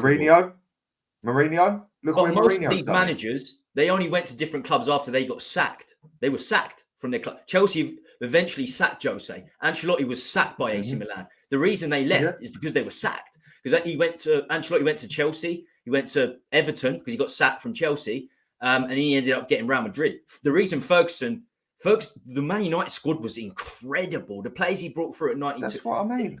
They were incredible. So I don't think you can. I still think. I think Ferguson's the best manager in the Premier League era. I still think he's the best manager in the Premier League era. But I do get it when you say, Ancelotti has been there and done that with other clubs. I mean, Pep has as well to a certain extent. But Pep started at Barcelona. Pep still started at Barcelona. Let's put it a different way then. When Man City win it this year, Pep overtakes Ferguson over here because then he's done the quad. Fergie never managed to do that. And plus, I think Man City are going to do the treble again this year, back-to-back trebles. I've put money on it. If my nan had wheels, she'd be a bike. If we have to wait till the end. My name was Ian, I'd be white. You have to wait. I mean, it's October, just about. It's still October. So before we start talking about quadruples, let's wait. Anyway, we're winning the league. We're fucking winning the league. We're top, man. What are you saying? We're winning the league. Are you being serious, Tom? No, of course I'm not serious. But you know, we could be in a title race. Well, let's bring it back to VDV and Romero. I just wanted to mention, as good as it has been, you do see weaknesses with both players, and for me, it's aerially. Romero, I've always said in the air, is not as dominant as he could be. I think it's a South American thing. You press more. You're really good on the ball, and I didn't watch Van der Ven. I watched him in a few of the big games in Germany. Like, I think I watched Wolfsburg versus Bayern Munich, Wolfsburg versus Dortmund, and seen him play. Wasn't really watching him, identifying him. But from the Bundesliga, as you said, Dan, because we talked about it, aerially was his biggest weakness. This is what they were saying.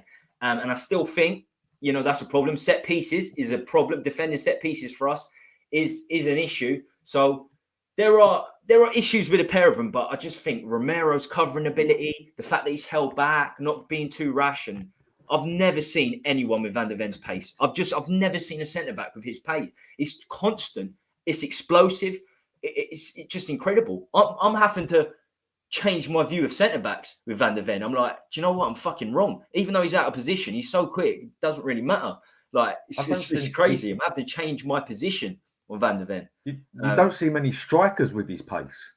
Exactly. He crept up with Adama Traore. We mentioned Adama Traore. When we lost to Fulham in the Carabao Cup, he was out pacing in. Yeah, he caught him out. Yeah, that was mad. He was 3 yards behind Salah and he still overtook him. Yeah, all right. Salah's lost a yard of pace as well, same as Son. But he's still bloody quick.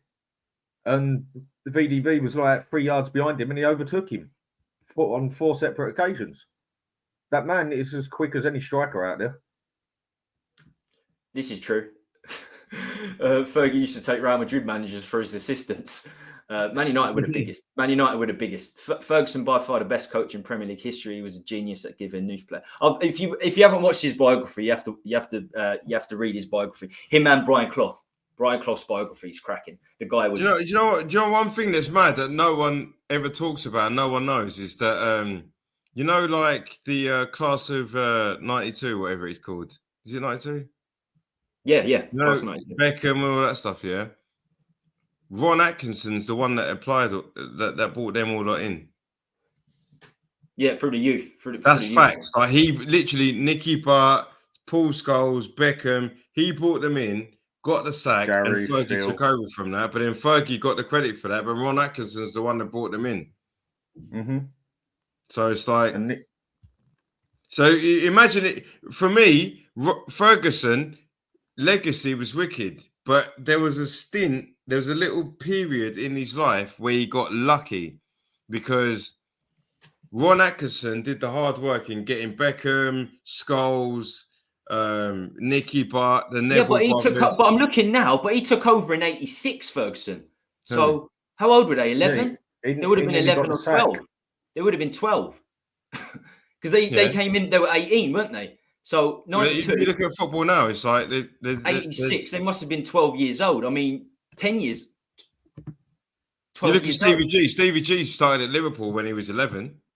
But I mean, okay, Ron Atkinson brought him in at 12, but you've still got to do a lot of work from 12 years old to get him to, Yeah, but the main thing is bringing them in, isn't it? Yeah, I mean, Ron Atkinson probably started it off. I mean, when they were very, very, very. Don't get twisted. But what I'm saying is like everyone talks about like Fergie brought them in as well. Right. This is a big one. When it comes to VDV and Romero. We've already discussed it. We've already discussed it a little bit, but look, I'm looking at VDV's hamstring.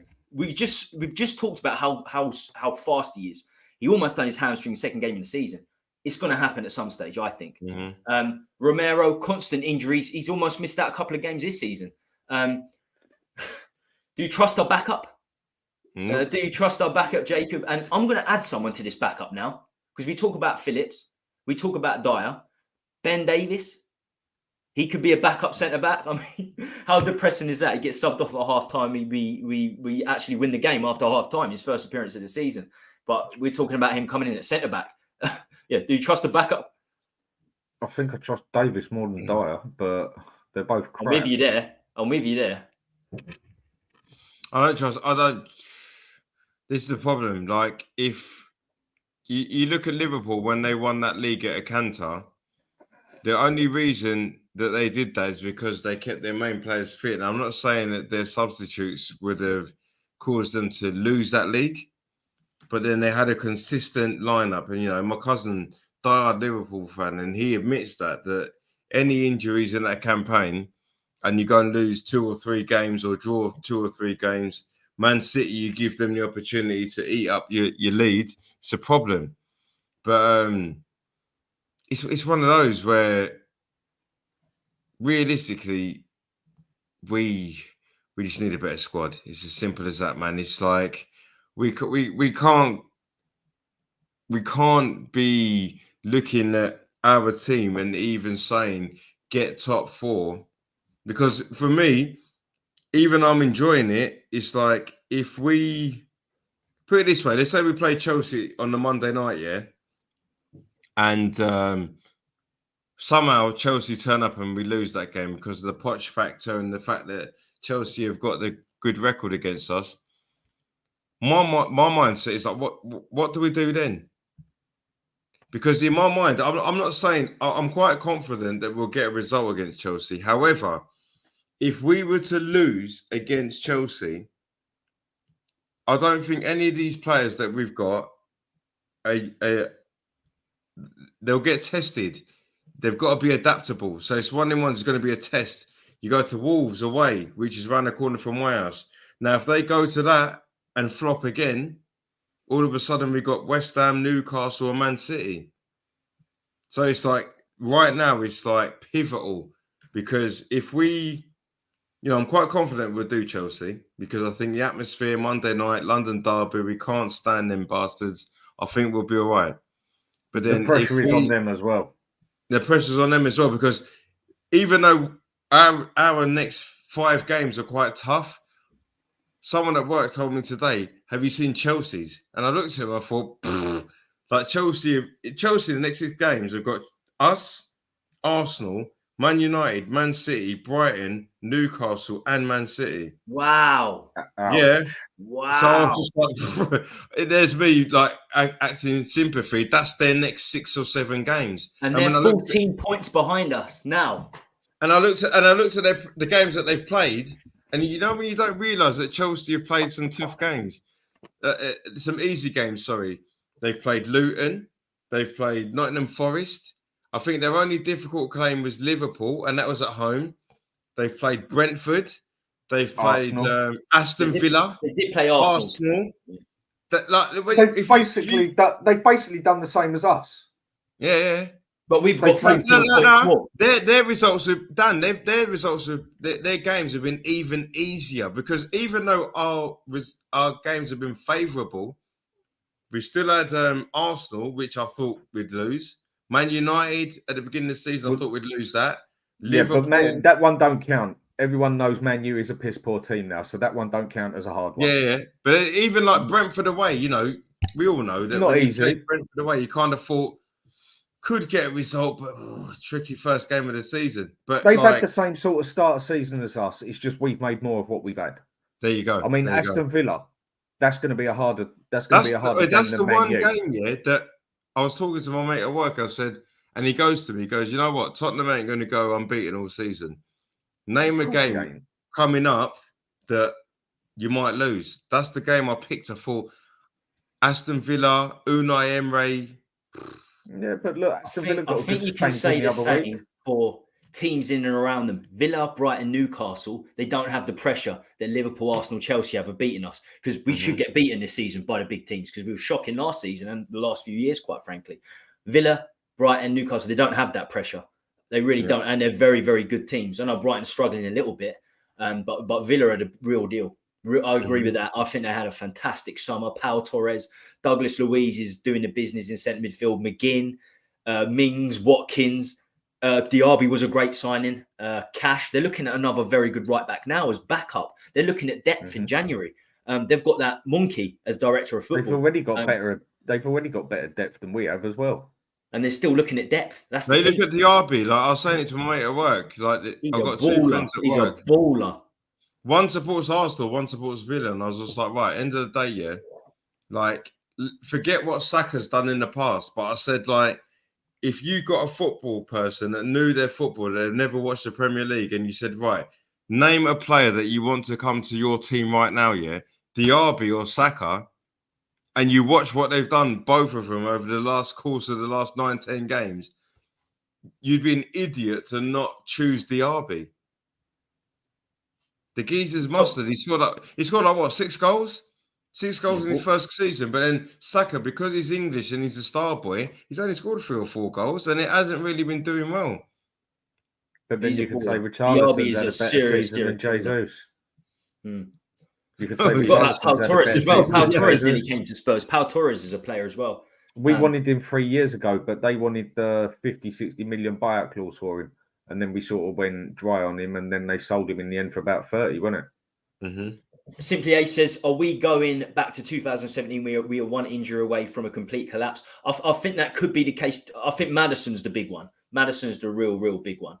Everything seems to be coming through Maddison. Whenever I see us do good things on the pitch, I think Son's the worst one, because if put it this way, if Maddison gets injured but Son's playing, at least you know there's someone that can bang the goals. Whereas if Maddison's playing and Richarlison's up front, the goals ain't going in. That's true, because I suppose Porro can still get crosses in for Son. So I suppose there's something. But I think what Maddison does in the midfield just dominates the football. He just dominates the game. So it's a trick. Both of those players are key for sure. Both those I don't think that'd be our main issue, losing one of them two. Yeah, it's going to be a big thing. But for me, if Maddison, say, gets injured for 5 games, as all I'd do is move Kulusevski behind him, like I've told a lot of people who like to mention it now, like Juventus did, and he plays pretty good there. And he has done it for his country as well. And then we stick Johnson on the right. That'll work for it. If Son gets injured, we can stick Johnson up front. He's played up front before. The place we are going to get hurt the most if we get an injury is defence, because we just have nothing we can mess about with. And that was the topic now. That's the topic now, VDV and Romero. So if one of them gets injured, that is the place we get most damaged. Whereas up front, we can sort of mess about with things a little bit and try and make things work. Same as in the middle. Same as if, say, Basuma goes out for 3-4 games. I feel Højbjerg's good enough to cover him for a couple of games. Central defence gets done, we're screwed. Totally. Yeah. One injury is curtains, mate. It's Dyer and Phillips. We said Phillips at the start of the season. Davis is now in there. I would never have put him in there, but a few people do. Dyer's best position is DM. He's okay there. Useless at centre back. Well done to Ange for noticing, as far as I'm concerned. Phillips, 7 league games at Blackburn last season. He's not getting in the under-21s team. He's played 3 or 4 games. I think he started today and we lost. It's Dorrington and Leon's Foster. If a centre-back comes in outside of Dyer, I think it'd be one of them, not Phillips. So you're going into youth team one way or another. I think Davis, he clearly can play left centre-back for Wales and Spurs. He was all right, but it's very different to actual centre-back, out-and-out centre-back. Not in a million Same years. As Johnson's. Yeah, I'm with you, Dan. If you've got 3 at the back, it's fine, isn't it? But not a 2. I am with you, Dan. I'd still rather put Ben Davies there in front of Dyer, because I just can't stand the boy. Cannot stand the boy. But that is the place we get most hurt, because like I said, up front, you could try Johnson up there. Kulusevski, you could stick him where Maddison plays. You can mess about up front. and in the middle. But at the back, we've got absolutely nothing to cover us. I forgot to put this up earlier. This is Arsene Wenger saying this. Tottenham bought Van der Ven, who I find exceptional. I find him absolutely exceptional. When Wenger repeats himself about a Spurs player, you know something's up. You know something's up. He is something I haven't seen before, Van der Ven. He truly is. Even though he was an enemy, Wenger was one of the top managers in the Premier League with Sir Alex Ferguson, with Pep, with Martin Yo. I loved Martin Yo. I fucking love Martin Yo. He was still a top manager. What Levy done to him was sacrilege. Mings is the worst centre-back in the Premiership. No, he's not. Eric Dyer's worse. Yeah, no, but I do agree. I did say Mings. He's not good. He's not great, Mings, is he? But he's still in the first team. He's still in the first team, and Villa are doing well. They could do a job at bringing in someone to come in for Mings. I think the one thing Gerrard done well was take the captain's armband off him. I think it's still McGinn, isn't it? McGinn is the captain at Villa, so I think he done well there. Right, Mr. Ndombele. He's in the news again. Galatasaray manager Okan Buruk has lost patience with Tanguy Ndombele and is not pleased with his attitude and lack of professionalism. Shock horror. The Turkish champions have an option to make his stay permanent, but they will terminate his contract because he has not contributed. It goes on and on, but I think we get the gist of it. Ndombele, you surprised by this? Dan, we'll start with you, Dan. You surprised by another foul move? No, and if you actually have a look at him, what's he actually in trouble for? Have a look at it, what he's actually in trouble for. We can see. Lack of attitude. There's a lot of other pages that say his eating isn't very good either. 6 kilos overweight when he turned up at Gala.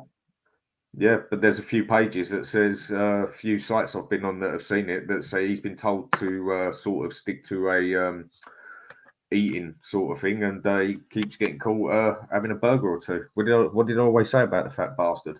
Sits there with a Big Mac while he's playing the game. Ndombele. Yeah. The fat bastard, you know. He is. Mate, I can't stand him. I think that's the analysis. He's just a fat bastard. Would you agree with that, Jacob? Yeah, it's so mad. Like, once upon a time, when you see him play, there's something special there. There was definitely something special. Yeah, you know what I mean? So it's one of the ones here. Like, if I woke up in the morning and I had Ndombele's feet, the likelihood is I would try so hard to try and get a semi-pro contract, let alone a professional one. But if I woke up in the morning and someone's paying me $250,000 every week for my feet, like, oh, mate, like, I just don't understand it, how he must be possessed, like the devil's after him or something, because I don't understand how you've got that much quality in your feet and you're just like, nah. Like, I'll go as far as saying he might as well turn up to Galatasaray training with a loud pack. He might as well turn up with a spliff and just fucking have a smoke and just go, yeah, you're right, boys. Like, I'm on 250K and I'm not playing today, so I can't be bothered. You might as well turn up and get stoned, because that's what you're doing with your career. You know, and then he goes down the kebab shop, and that's when he goes and has his kebab when he gets the munchies, yeah? Plenty available in Gala, plenty available in Turkey. So that's what I'm saying. Yeah, having a few. Exactly. The thing is, though, we're all joking, but he's got skill. The thing is, the fella has got skill. He's got skill. But the thing is, I'll go as far as saying, in the last 5 years, take Messi out, I've never seen someone with feet as ridiculous as that. But I've seen, when you look at his head, mentally, Richarlison's better than him. Richarlison's got a better mentality than Ndombele. When it comes to feet, I don't think there's too many people in the Premier League that have got better feet than Ndombele. And do you know what it is? Do you know what his distinct maneuver was, which I thought was exceptional? It was this: he could turn and drop a shoulder and pass 3 players at the same time. So almost like he had eyes on the back of his head. He was so naturally talented. He could literally turn, drop 2 shoulders and go through. And most people that know about dribbling know that it's not, you don't need to necessarily have pace or flair. You've got to be able to drop the shoulder at the right time, and you can get past your man. And he's done it time and time again. But this is the thing. He was almost a genius. Everyone that's trained with him has said the same thing. He's genius. Never seen anyone with his ball control, as Jacob said. But this is the problem with geniuses sometimes. You can't, because they're geniuses, it's very difficult to get in their headspace. Because they're one of a kind. That's what's made them what they are. That sort of attitude to a certain degree. It could have been anything, couldn't he? Could have been absolutely anything, Ndombele. But he's become a bum. He's destined for, I don't know, Weight Watchers. I don't know, maybe be the face of Weight Watchers. Well, rich bum, because people will cuss him for what he's doing. But it's like he could turn around and go, all right, so I'm doing nothing with my life and getting paid a quarter of a mil a week. What are you doing? Do you know what the difference between him and Richarlison is? One's got a neck, one hasn't. I agree. Yeah, and he's definitely Ndombele ain't got a neck for a reason. He's like the Michelin man. Yeah. I mean, look at it. I mean, I said 2 years ago, his career from that point will just be a series of loan moves away from Tottenham until his contract ends, because no one's paying the money for him anywhere near £60 million, and no one's paying his wages. It was inevitable that would happen. He's still the highest transfer fee we've paid for a footballer. Sanchez 45 million, Richarlison 50, 60 million, Ndombele 60, 65 million. And Simply Ace puts here 110 million a waste. You look at his signing on fee, £10 million, 200 grand a week over 4 or 5 years. He will end up costing us 110 million pounds. You put the Celso in there as well, 50 million pounds wasted. It's not a matter, and people say we shouldn't sign expensive players because they never work. No, you sign the right expensive players and they will work. So if you balance, sign some cheaper players that you see potential, and if you're going to sign expensive players, look them up, look at their attitude.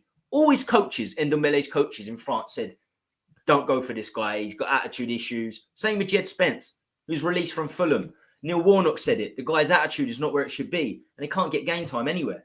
Do your research, not just on the footballer, but look at his private life. What's come before? You're spending 110 million pounds, and you're not listening to former youth coaches. We've spent some fucking stupid money and wasted, and we just mentioned Richarlison, 50, 60 million pounds. What are we doing? What are we thinking? You know what the mad thing is? I think it's over the past 10 years. I say only very lightly, but we've only spent 300 million less than Man U. We're one of the biggest spenders in the Premiership. Oh, we are. It's just literally everything we've bought, apart from the odd one here and there, and maybe this season, has just been absolute crap. And it's not because they're expensive. This is what I get. It's because they're expensive. No, it's because they're expensive and poor. You've spent the big money poorly. There's other big players you could have got for that money. Ndombele has just been one of the biggest wastes of money ever, along with Richarlison. He's the biggest waste of money I think any club has ever spent. Like, it's mad. I was so gassed when that guy came in, and he's just literally. I'll go as far as saying that if Ndombele ended his contract and said, "Yeah, Jacob, you take it," I would probably look like a headless chicken. But I think Tottenham fans would rate me more playing in centre midfield than him, because even though I haven't got his talent, he could never match the effort that I'd put in for the time for the team. And it's the same with you lot. Like, you know, I think you're pushing it. I think you're pushing it. I think you're pushing it a little bit. Nah, what do you mean? Put it this way: Ndombele's got all that skill, yeah. But imagine if I was running around and you could clearly see that I cared about Tottenham. Would you prefer that or Ndombele doing these little tricks? Of course. And I think Ange saw that as well. Ange saw past the bullshit. He just didn't touch him, didn't want anything to do with him. And he must have seen how good he was in training. Whenever the guy goes in training, he's exceptional. Would you put, this is a question, Dan, we didn't spend big money on this boy, far from it. Would you put him in the same bracket as Dele Alli? Is it fair to put Dele Alli in that same bracket? Either of you can answer this. Either one. Whoever wants to take it on. Dele Alli and Ndombele. No, mate. Dele Alli, even though he's a massive downfall, I will never put him in the same bracket He done things. Like, because Dele Alli's done got moments. He's finding ones. Like, even with now, I sit there with my son and I say, like, if I'm honest, it hurts me that Dele Alli is what he's doing now, because there was one point I was so scared that he was going to leave Tottenham to go somewhere else and do his thing. So, you know, you can think of moments when you look at Dele Alli and you think of the stuff that he was doing. I could get a notepad and think about 10 things that Dele Alli did for me that made me happy. And Ndombele, I can think of one when he scored that mad goal against Sheffield United, and that's it. Okay, let's say we don't compare him. What about the downfall of Dele Alli, Dan? Can you say his downfall was down to attitude in a similar bracket as Ndombele? You know what? If I'm going to be totally honest here, yeah, I just try to be realistic. I think that little show he done at the end, there might have been some truth to it, and there might have been some bullshit to it. Just personal opinion. I just think he was one of them players who done a bit of a Ronaldinho. Knew he was good, knew he was definitely good, and then all of a sudden had too much money in his back pocket and just totally got too much into clubbing and whatever else he started doing. You can blame life on history as much as you want, but if you're going to live life in history, you're never going to get nowhere. He was getting somewhere. He got somewhere. He was going to be big, and he was doing it. He was big. He was big as well. Yeah, but he was going to get big. I mean, Man U was already willing to offer 100 mil for him, and we turned that down straight off. I think you know who recommended him to Spurs? You know who recommended him to Spurs? Alex Ferguson. Yeah, I think the money just went to his head, and I think he went out clubbing too much. Same thing that happened to Ronaldinho. Ronaldinho was probably one of the greatest strikers on the planet, one of the most skilled. I mean, I personally think Ronaldinho was more skillful than Messi. But after about 3 seasons at Barcelona, it went to his head. He started going clubbing all the time, and his career fell off. I reckon that's pretty much what happened to Dele Alli. And then he's just come on recently to try and give himself a bit of excuse. For some reason, this is controversial. I put this up on Twitter or X, and people lost their minds. I didn't take much to his interview with Neville, to be honest with you. I mean, maybe I'm a little bit desensitized. You know, some of my mates were on heroin by the time they were 14 in the council estate I grew up in. A lot of their parents were either dead or in prison too, not mine personally. So I guess I am desensitized to a certain extent. I blame Dele, but I blame his agent and others for setting him up. For when he went down that dark path and he wasn't putting it in, he started making excuses and then looking at his childhood saying, you know, this was bad, this is bad. You know, he started playing victimhood, but it was the people, the media. It was the media and his agents that doubled down on Well, that. Look, in England, we are the worst for it. There were 10 cameras on him at Sky Sports. It was set up. It was a complete setup in every way, shape, or form. And I'm with Jacob. I had his back for 2 years. Asked all my Spurs mates before I started streaming. I had his back. I was like, no, he will come back. Dele will come back. He's too good. 15 goals a season as a cam. We hadn't seen that since Lampard. Scoring 15 goals as a cam, you're worth your weight in gold, as far as I'm concerned. He was worth £100 million. If Grealish went for £100 million, Dele Alli at 19 was worth over £100 million. Man U was willing to offer 100 million for him. Of course they would. Every club would. Every club would. It was sensational. He was sensational. But it just looked like he was going to get better and better. And like I said, I just think the power went to his head. I think he had the wrong people helping him out, like you say, and everything. I think the money went to his head and he just blew it, and then he just went downhill from there. I don't think the money went to his head, but on top of that, what he went through, you mixed the money and what he went through. Like, I think to myself, like, I don't think I'd be a normal person. You know what I mean? Like, look, I'm going to sound very. But what did he go through? Because a lot of the accounts are saying that he didn't go through what he said he went through. This school he went to the school he went to in Nigeria was apparently the best school in Nigeria. And this stuff about him getting taken to his mates, like he was homeless or something, that was bullshit. Yeah, but the thing is, though, I went to the best school in Chatham, but I went through some mad stuff there. Chatham? Oh, yeah, you know how it is, Tommy. Yeah. I went to the maddest school. I went to the best school in Chatham That is and the went piss. through some I've got mad to stuff. say, that is the So, piss. like- That is the piss. Do you know what I mean? Yeah, Like, but look, if all now again, some might call me a bit too skeptical for this. Personally, I think I'd say 70% of his show was bullshit. Personal opinion. I mean, if he was that damaged by everything, how did he even get to the top? And That's what motivated him. For me, that's what motivated him to become a Right. great footballer. So then when it if starts that going motivated downhill, him to get a great footballer, all of a sudden that gets to him and he goes downhill. I'm sorry, that don't make no sense to me. doesn't make sense to me. That's the problem. If yeah, that's what motivated you to be great, it's a blue collar sport. Football is a blue collar sport. Look at the players in Brazil. Their mates die. Their mates are dead in the shacks and the what do they call it? You know, they see. Yeah, but look at Adriano. Adriano was arguably the best striker in the world, and then his dad died, and then we didn't hear from him. Yeah, that's true. That's true. You know what I mean? So you can't just sit there and say, like Dele Alli's just saying that. There's people that go through some mad stuff, bro. It's just, it's one of them.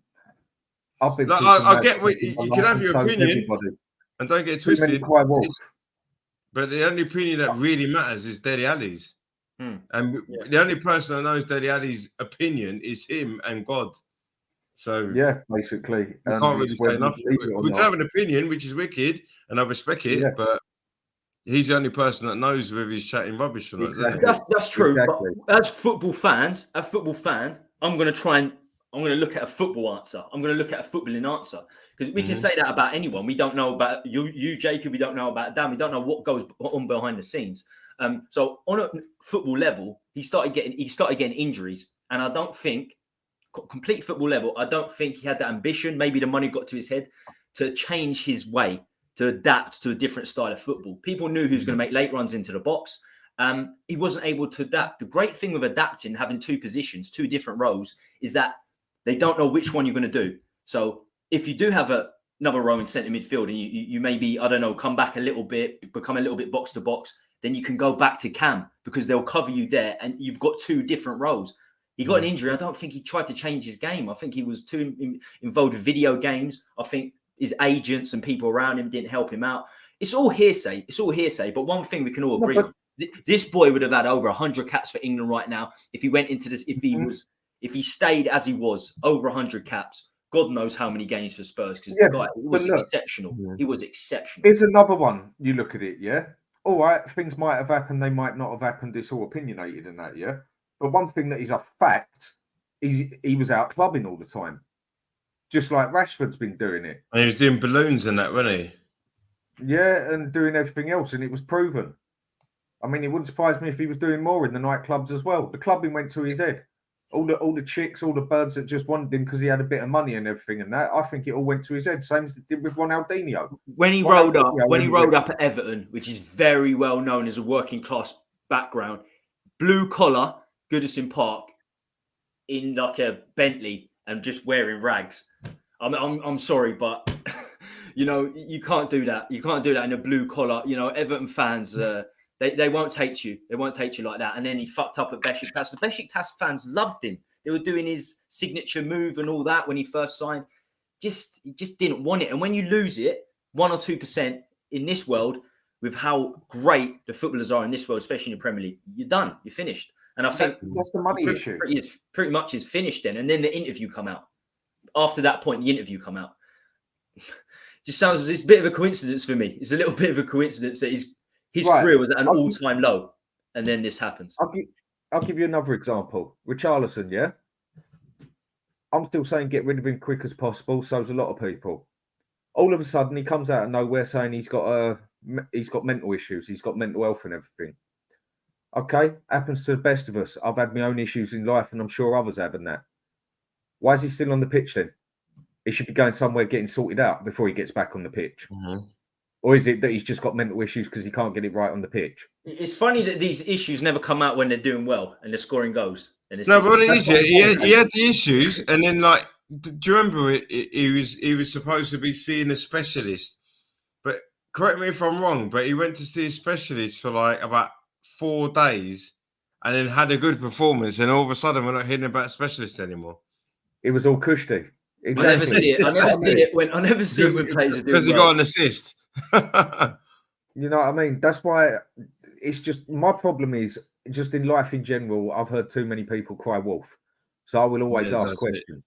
I won't necessarily call someone a liar, but I will ask questions because in literally everything I've ever seen in life, I've seen people cry wolf too many times. And definitely in sports, there does seem to be a few who have cried wolf a few times, and it's been proven. So it's you're really going to be difficult though, because it's like we all work normal jobs, let's say, but then like with him, it's like if he's not, if he don't feel like going work tomorrow, there's like a million people that are going to give him grief. Whereas if you don't want to go work tomorrow because like you've had a session, there's about 4 people that give you grief and you're not bothered about it. Yeah, but that's the life that comes with being the football player. There you go. When you've got that salary, you got to accept that, ain't you? Exactly. I mean, no, hang on a second. It's a salary in the fame. He's got little kids dribbling over him, so he's got. You know what I mean? Hang on a sec. The footballers it's not just the money; they are adored. They're loved, and there is something that comes. Tom, come on, man. He was only. It's like Rashford. Like he was only getting 110 grand a week. You know what I mean? It must have been a hard life. I'm sorry, I don't have sympathy for it. And then you get players out there complaining these days that we have to play too many games and everything. Yeah, too right, mate. You're getting paid 350 grand. I get it, they're not robots, but that's like going into the army and then complaining that you just got shot. It comes as part of the package. No, you know what it is? You know what it is? You're right, Dan. It's like if someone said to me, yeah, you get paid 300 grand a week, yeah, and no matter what, this is the mileage that you've got to run in the whole week. We don't care when you do it or how you do it, but in 7 days, you've got to run 25 miles. So effectively, if you've got to run 25 miles in a week, that means you've got to run sort of 3-4 miles a day. Now, if someone told me you're getting 300 grand a week to run that amount of mileage, yeah, I would probably ask for overtime. I'll do 4 miles a day. I'll probably, if I do an extra, can I go to 400 grand? Do you know what I mean? The other problem here is our press, newspapers are the worst on the planet. Of all of a sudden, making a player that has got potential into the next Messi, Ronaldo, into the next Van Basten, into the next Beckham, list goes on. And then as soon as it ain't working, they drop them hard. Very hard. That's how the British media fare. He was already making it. He was already there. That's why I just find it very hard to think that other things started playing on his head. Because he was doing perfectly fine for about 3 years. Okay, it was the motivation to get there.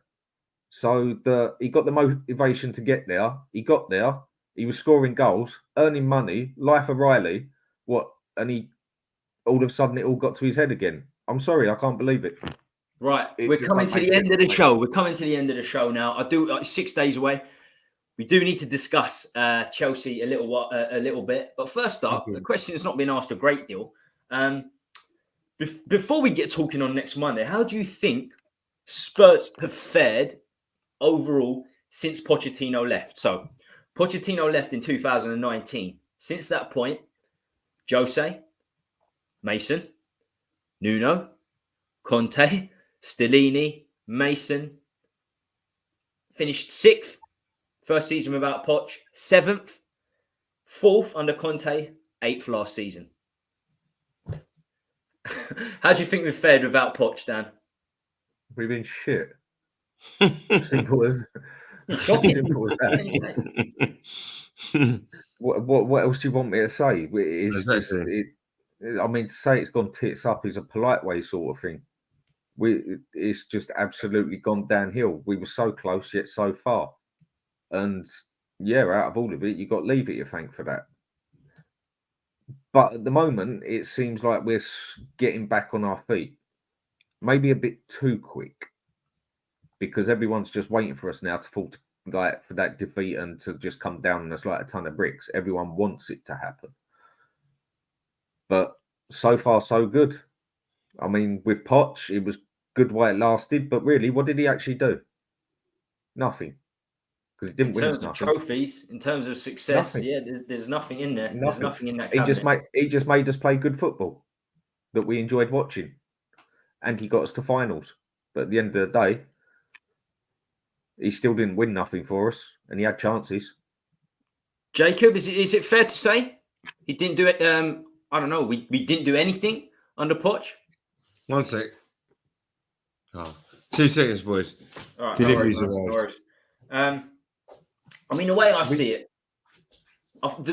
it, actually, this is the closest to Poch we've played. I mean, we're actually playing the same formation as Poch played. We are pressing high. We're pressing very, very high in the final third. We're relying on fitness levels. There's an irony in there somewhere. Using our forwards as defence as well to come back and then to press them, because that's what they do when they get the ball. We all come back and then press onto them. And so far so good is all I can say with it. But up until this, it's been, what's the phrase? Diabolical. Diabolical, I think is the word. I mentioned it already, but 10 games, just 10 games in, with 14 points clear in 10 games. That's incredible. If at the end of the season you finish 14 points above your rivals, you're like, whoa, the fuck? 14 points in 10 games. Incredible. And as Jacob said, I didn't realise how tough Chelsea's next few games are. But at the same time, this could be a resurgence for Poch if he ends up winning. I want to have a look at their fixtures right now and see exactly what they got. I mean, there's more pressure on this game for Chelsea than there is for us. There's the pressure that we're at home playing better than them and we're at the top. I think there's more pressure on us. Massive pressure. No. There's massive pressure on Chelsea. Chelsea are playing shit. They don't usually lose to Spurs. It's going to be a big thing with Poch coming back to the stadium. If they lose, Poch either gets the sack or he's on his last bit of string. And if they lose to us, Poch will basically lose the whole fan base. He's already lost more than half of it. There's more pressure on them. They weren't happy at Stamford Bridge the other day. I'll read out their fixtures here, boys. So they got obviously they got the League Cup against Blackburn. They got Tottenham away, City at home, Newcastle away, Brighton at home. You're right. United away, Everton away, and then it eases off with Sheffield United at home. He could get sacked before Christmas quite easily. Yeah, I got a feeling that if Poch doesn't, put it this way, I'll say it with chest. If he doesn't beat either us lot or Man City or Newcastle in the next 3 games, which is his next 3 games, by the time Chelsea play Brighton, he won't have a job. But this one, the pressure is on them because they got to get their shit together. And it's additional pressure because Poch will want to win this game. It's not that I couldn't believe we was in this position. 14 points. It is unbelievable. I didn't think Chelsea would start well under Poch. I really didn't. I had a feeling there'd be a struggle. We still didn't sign that striker. Their business wasn't great. The surprise is us being top after 10 games as well. And how very, very poor they've been. I don't really take the excuse of injuries either. I think they've got a good centre midfield. I think their centre midfield is good enough. Reece James, we know, gets injured all the time. They knew this. Mate, they spent 300 million on their starting 3 in centre midfield. Enzo Fernandez, Caicedo. I'm trying to think who the other person I was thinking of. I mean, Caicedo's been bang average. Palmer looks very good. Palmer, 50 million he spent on him. You know what I mean? Enzo's quality, but he hasn't stood up to what he's capable of yet, but he does look good. And Caicedo, he's looked bang average at best. Gallagher and Palmer have been the best. Gallagher and Palmer have been good. And Sterling. But in my age, I don't understand why Caicedo didn't go Liverpool. If he'd gone to Liverpool and took a pay cut and sat in the number 6 for Liverpool, they'd probably win the league. If you ask Liverpool fans, and I have talked to Liverpool fans, what they're missing the most is a DM. They were looking at Amrabat. They were looking at the Crystal Palace boy that we played the other day, Decore, who was fantastic. Exactly. They just didn't get that DM. It's what Liverpool fans are crying for, but they've got proper ownership, and I guarantee if they had Caicedo under Klopp, I'll go as far as saying I think if they signed Caicedo, they would have won the league, 100%. Liverpool would have been unbeaten this season. Liverpool got no. apart from up front, Liverpool got no depth. Yeah, but that's what I'm saying. So Work out their whole if team. that's Salcedo, you'd have the depth in midfield, and then No, that's just. I mean, That's just one other player they'd have there. They haven't really got any depth in defence or in midfield. they need a They've centre got the back as best well. strike force up there. Yeah, They need a centre the back. only team Yeah, that but has got true depth their out starting there is lineup would have City. been. Yeah, but you say that though, but then it's like you say they ain't got no depth, but They haven't, if they had, apart from up front. say the defensive halves here would have been Van Dijk and Konate. Uh-huh. The two underneath that would have been let's say it would have been Matip. Yeah. He's great. Realistically, in He's great, centre halves, they've got a better backup than we have. of course they have, but they still ain't got a backup quality of winning the Premiership. Not the only team that has got the pure quality that to take a player off and bring on a player of the same caliber or only slightly lower is City. It's the only team that's got it. We ain't got it. Chelsea ain't got it. Arsenal sure ain't got it. Liverpool ain't got it, apart from up front. Chelsea ain't got it. No one else has got that caliber that City have got. And that's why if Arsenal and Liverpool, even last season, can stay injury free, they would have a chance. They would have a chance. We saw what happened. Arsenal were top. They almost had everyone saying they had it wrapped up. Then Saliba got injured for 2 months. Fuck. Killed him. Yeah. And do you know what else it did? It showed that made me laugh. I was debating with Arsenal mates and people all season and telling them Zinchenko's shit as a defender. They were all telling me he's great. Yeah, as soon as Saliba comes off, Zinchenko don't get covered anymore, and 5 of their last goals was his fault.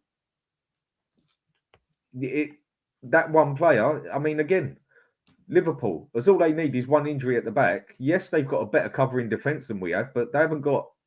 It's a big drop to who would get injured. Midfield, they haven't got no cover in centre mid. Even if they I got generally think there. Liverpool are dark horses for the Premier League because they're 3 points behind. They're 3 points behind us. Everybody's gassing up Tottenham because of the style of football that we're playing. Everyone's gassing up Arsenal because they're playing so badly, but they're only 2 points off us. And everyone's gassing off Man City because everyone knows what Man City do. And they just won the treble. So because of that, all the energy is off them 3 clubs here. But Liverpool are just doing their thing. They're going to beat they're going to beat these people.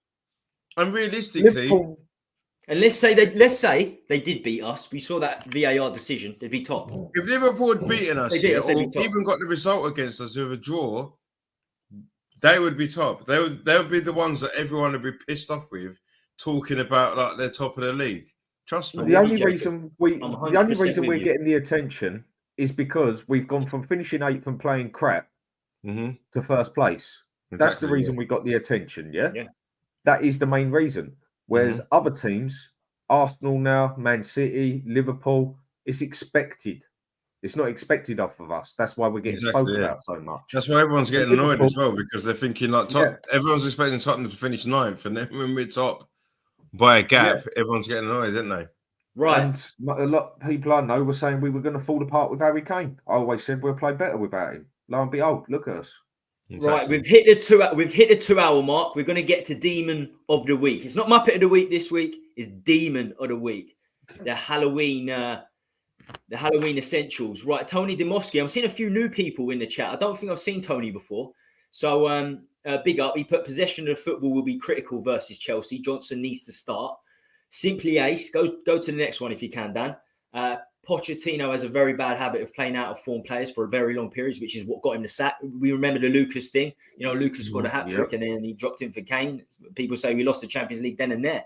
And his substitutes were weird, Pochettino. And I've got to look at him a couple of weeks back. They were 2-0 up against Arsenal, comfortable. Second half substitutes were shocking, absolutely shocking. They ended up dropping 2 points.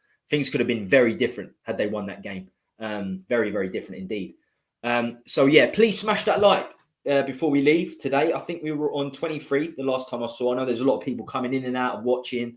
We're on 25. It'd be great. Yeah, it'd be great if you can get us to 30 somehow before we go tonight. There's just one last thing I wanted to talk about in terms of Kane and Poch.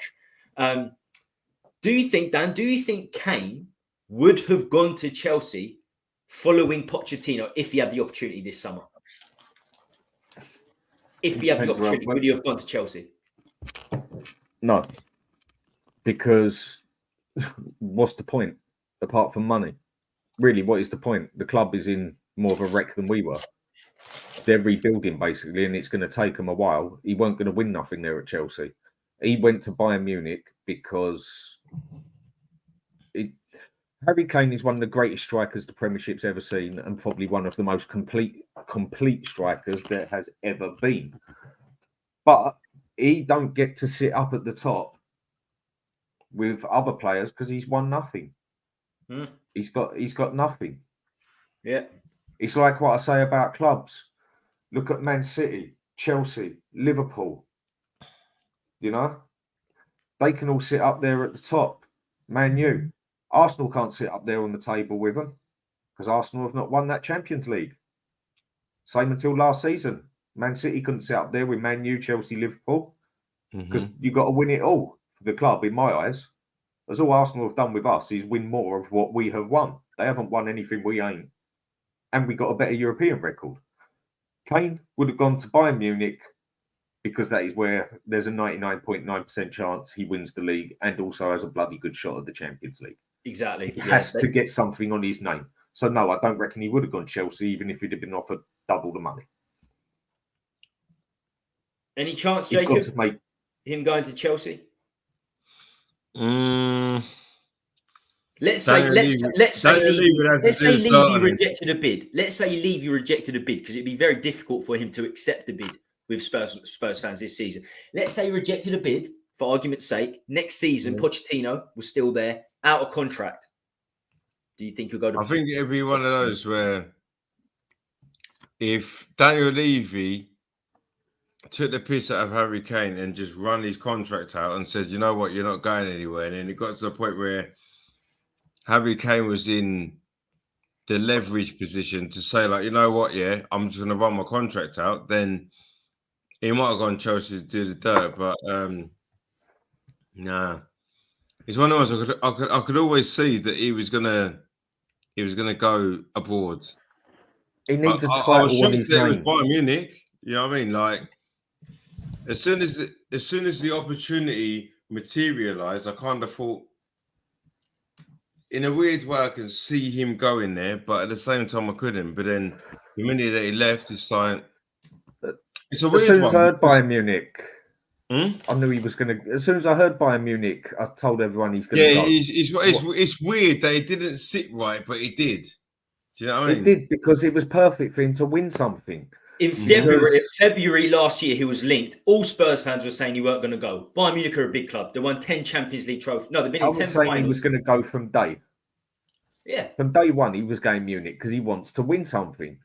I was doing short videos after my runs. I don't do them anymore. And I was saying 3 or 4 times on a bounce, I said, look, this link with Bayern Munich in February, if come the end of the season and we're not in the Champions League, I'm telling you now, he's going to go. Everyone's like, no, he's definitely going to go Man United. Man United want to keep him because he's got this goal scoring record. Then you had a 4th child and they were like, no, he's not going to go Spain or Germany because he's had a 4th child. Fuck off. Everyone's saying to make excuses for this What guy. would have been the point on going Man U? He ain't the fella's a multi-millionaire, yeah? So another 5 million, whatever extra, really makes neither here nor there. Why would he go Man U? Apparently, he needed this Premier League goal scoring record. Yeah. Either way, he can still come back and get that because I'll tell you what's going to happen. If he would have gone Man U, he might have got a League Cup. Yeah, brilliant. He still don't sit there with no big boys. If he'd have gone Chelsea, he might have got a League Cup or FA Cup, but he ain't winning no league. He goes Bayern Munich. For me, they're second favourites to win the Champions League now that they've got a striker, and they're going to win that league. They might not be top at the moment. I know it's Leverkusen, but they are going to walk through it. The only reason they struggled last year is because they didn't have a striker. He'll have a league behind him. And then he'll do a second season, get another league there and a shot at the Champions League. And then he'll come back over here to finish off the record that he started. I mean, he just said he doesn't rely on pace. So he can play till he's 40. Easy. He can play till he's 40. Relatively quick. So and Jacob said this. Jacob said it about Sheringham. There are similarities when Sheringham was older. Sheringham played till about 42. Played till about 41, 42, didn't he? Because he didn't rely on pace. It's always the quick players that end the quickest. Right. We know full well there was a former Spurs captain that left us for a rival. We all know his name. although trophies don't necessarily represent you being greater, we are far more competitive now than we were back then when we lost Judas. That's in no way excusing Judas. I'm not. But Kane is also he's a nice guy. I can't see it for the rivalry purposes over anything else. I couldn't see it for the rivalry purposes. Even in interviews, you could tell Campbell's just arrogant. Kane comes across so well. Going Chelsea is different to going Arsenal. He and Poch worked very well, but I still couldn't see it. I just couldn't see it. And as Dan said, it's not really a massive step up now, like it was 7 years ago when they were winning trophies. Yeah. So it's a very different Chelsea to back then. Ironically, the last time they won the Premier League was with Conte in 2017. They were lost Chelsea. Like they don't know what they're trying to do. Yeah. I mean, and look, says here, Bayern are far off from winning the Champions League. Really? Check out their team. The only ones who've really got a better team than Bayern at the moment is Man City, and I think Real Madrid going to give it a good go this year. Bayern have got a solid team and a solid backup. The only thing they missed was a striker. That was all they missed, and that made their season hard last year. Bayern are not far from winning the Champions League. Write them off on your head. They've won it enough. And he's doing all right, isn't he, Kane? 12 goals in 9 games, 7 assists in the league, and 3 goals behind the halfway line. 3 goals in 2 games. Well, that goal was ridiculous in the Champions League. Yep, that was like an old school Beckham. That was like Beckham Wimbledon, wasn't it? That was Beckham. You know how Sky Sports have hyped it up, and they're like, "Oh, what a goal!" Like the way they're hyping it up is like Harry Kane did that about 4 years ago against Juventus in a friendly. Do you remember? Yeah. I remember that. To be honest, I think the one against Juventus was better. Probably. It was only Darmstadt, but he is killing it. I didn't think he would adapt this quickly and score this many goals, as good as he is. It's incredible. It's incredible. All right, Bayern are bang average this season. One thing, Tom, sorry. Bayern are bang average this season. Look, they're just going to get their shit together and they will walk it. Tell you what, I'll even put a bet with you on here now, fella, that I bet you they at least make the semi-finals. They'll win it because they've got arguably the best striker in the world, and Jude Bellingham's killing it, but like Musiala is not far off him.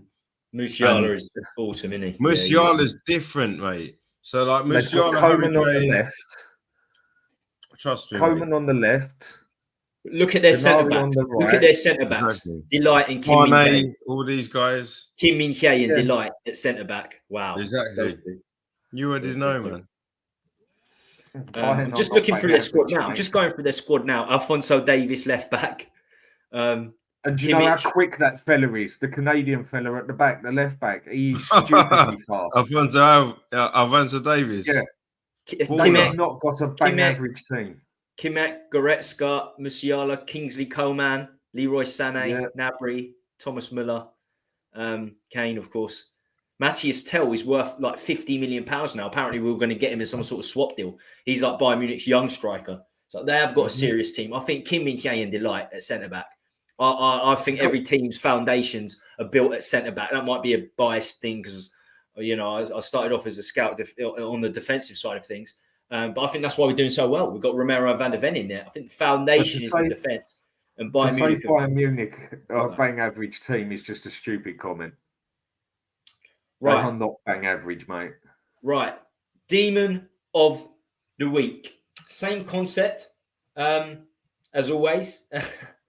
So first up, if you've got one of your own people in the chat or Dan and Jacob, just feel free to put that forward. But I've got a few nominees here. So Fury officials, not Fury himself, although he did come in very, very fat for this one. We talk about fat. He was, he was the least ripped I've ever seen him, and that's saying something. So, and I think everyone, I missed the fight, but everyone's saying Ngannou should have won, hands down. So Fury or the officials for judging it that way. He won by not unanimous. What is it? It's not when it's not unanimous. It's I can't remember, but he won at the end of the day. We've got Daniel Levy. He's an exclusive member here. We're top, but he's still a star wanker. Ballon d'Or, Di Messi. Ballon d'Or Messi, I should say. Everyone's saying it was a setup.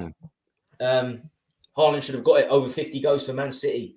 Okay, won the World Cup. It was a 7-game competition, and he's gone to the MLS since.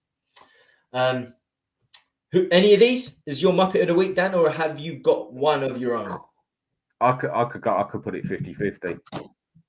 I mean, Fury just made himself look like a complete tool. I mean, he just walked into that, and to me, the fella done him. He walked into that, and that's what happens when you underestimate someone or you underestimate another club or whatever. You get hurt. He got banged to the floor, and the other fella I felt was 2 rounds clear of him, and he just run his mouth off as usual. He's a great boxer, but I just think he went in there and underestimated the fella. That was criminal. The other fella should have had that. Now the other one, the Ballon d'Or. Yeah, all right. Messi won the. It goes on the past year, doesn't it? Okay, he done well on bringing Argentina through and winning the World Cup. Take me out of to him. Yeah, and how much of a waste of space was he at PSG? He was awful, shocking with the team he had next to him. He was a shambles at PSG.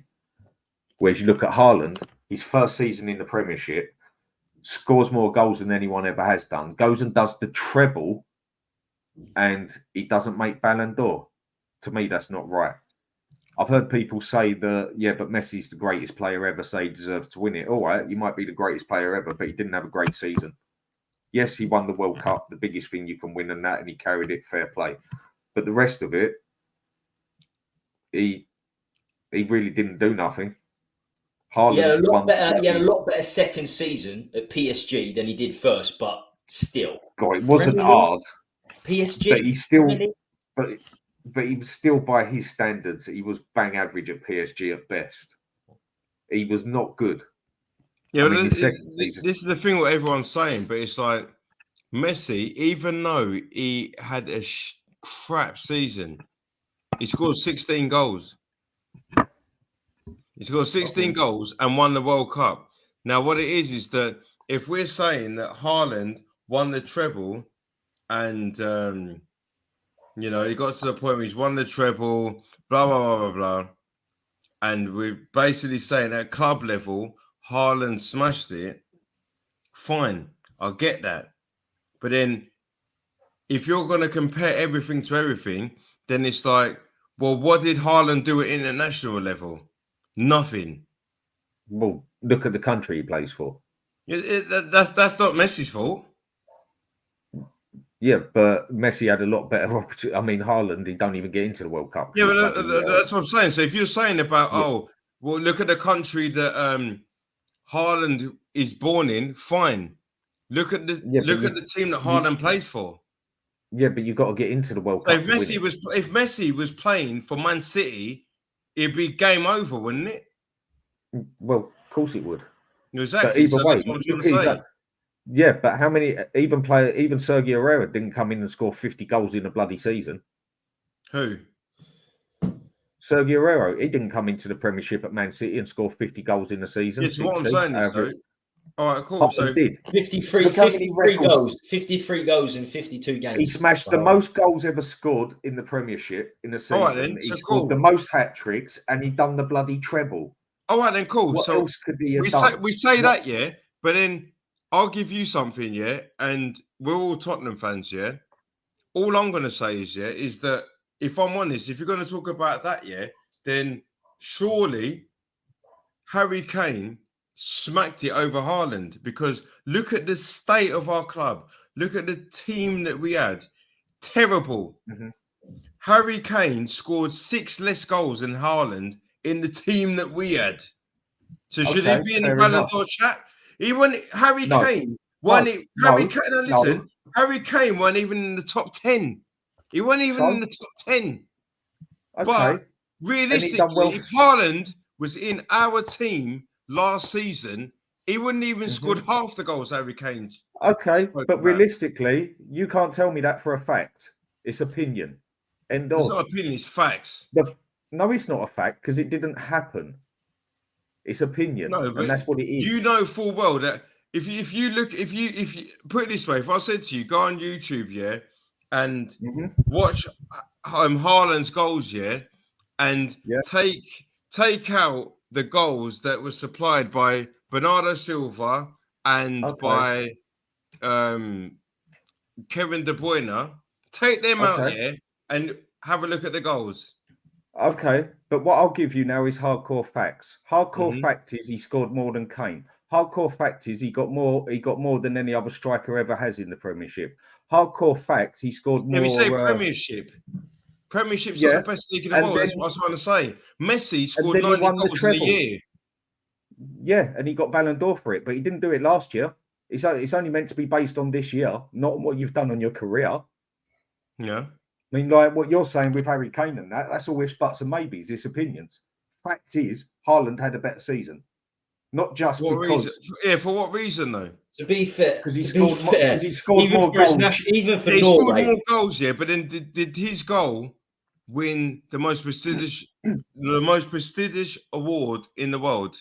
But they didn't even qualify Norway. They didn't qualify, and he still got 27. Yeah, exactly. That's what I'm saying. He still got 27 goals. Put it this way,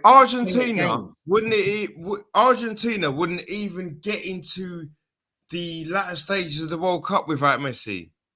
Okay, so what you're basically but then Romero should be in there as well. For what reason? Well, because he played in that team as well, and so should everyone else. Did he score? Argentina. No. Exactly. But he still defended. Messi was the top goal scorer in the World Cup. Okay, and Haaland was the top scorer in the Premiership. World Cup. Yeah. Premiership is all right. Let me ask you. Premiership is based on our little island, our little British Isles. Yeah. Messi took on the whole world. But this is where I disagree. The World Cup is 7 games. They lost to Saudi Arabia and they won 2 penalty shootouts. Yeah. In 7 games. So they basically won 4 games in normal time. I think if you give him Ballon d'Or out for 4 games and Man City, he plays 52 games and wins the treble, including Champions League, and he's got 27 goals in 28 games for Norway, who are horrific. Yeah. I don't know. It's tricky. Yeah, but then what it is, if you look at this season, put it this way, Jacob. If they were the other way round, if Messi was Haaland and Haaland was Messi, I think Haaland would have got the trophy. Exactly. That's what I'm trying to say. So you're backing my argument then, because if they swap positions, you're saying that Haaland wins it. Well, so if we swap it back, if we swap it back, then you're. Oh no! I meant if they switch, Messi still wins it. I think if they there you go. You're backing my argument then. No, it's not. What he's saying is Messi would have won it no matter what, because everyone's so far wedged up him. Yeah, but I'll give you something to say. So if Argentina had the same squad and Messi weren't in it, would they have won it? I don't know. Well, you do know. They didn't. Because Messi was the top goal scorer in the World Cup. Fine. But look, it's not based on 7 games. It's meant to be based on your whole year. And he was crap at PSG. All right, now I'll give you an example. So if I was running a bit, put it this way, Dan. If me and you were running a business, forget what a business it is, but my business, your business is dominating England, and my business is dominating the world. Who's killing it? Well, it depends who's getting the most money out of it, doesn't it? Yeah, well, obviously, if I'm dominating the world, I'm making more money than you, bruv. Look, if you want to go on the whole thing, it's meant to be based on a player's season, a player's of the past year of what they have done. Haaland done more. Okay, well done to Messi. I don't take it away from him. Brilliant. He carried them through that. I know that. But 7 games in a cup, and I get. I'll give you another. I'll give you another thing to think about. Yeah. Haaland done more.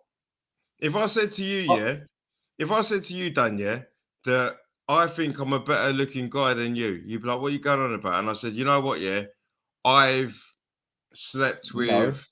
I know, listen, I've slept with 100 women. How many have you slept with? And you said 10. Yeah.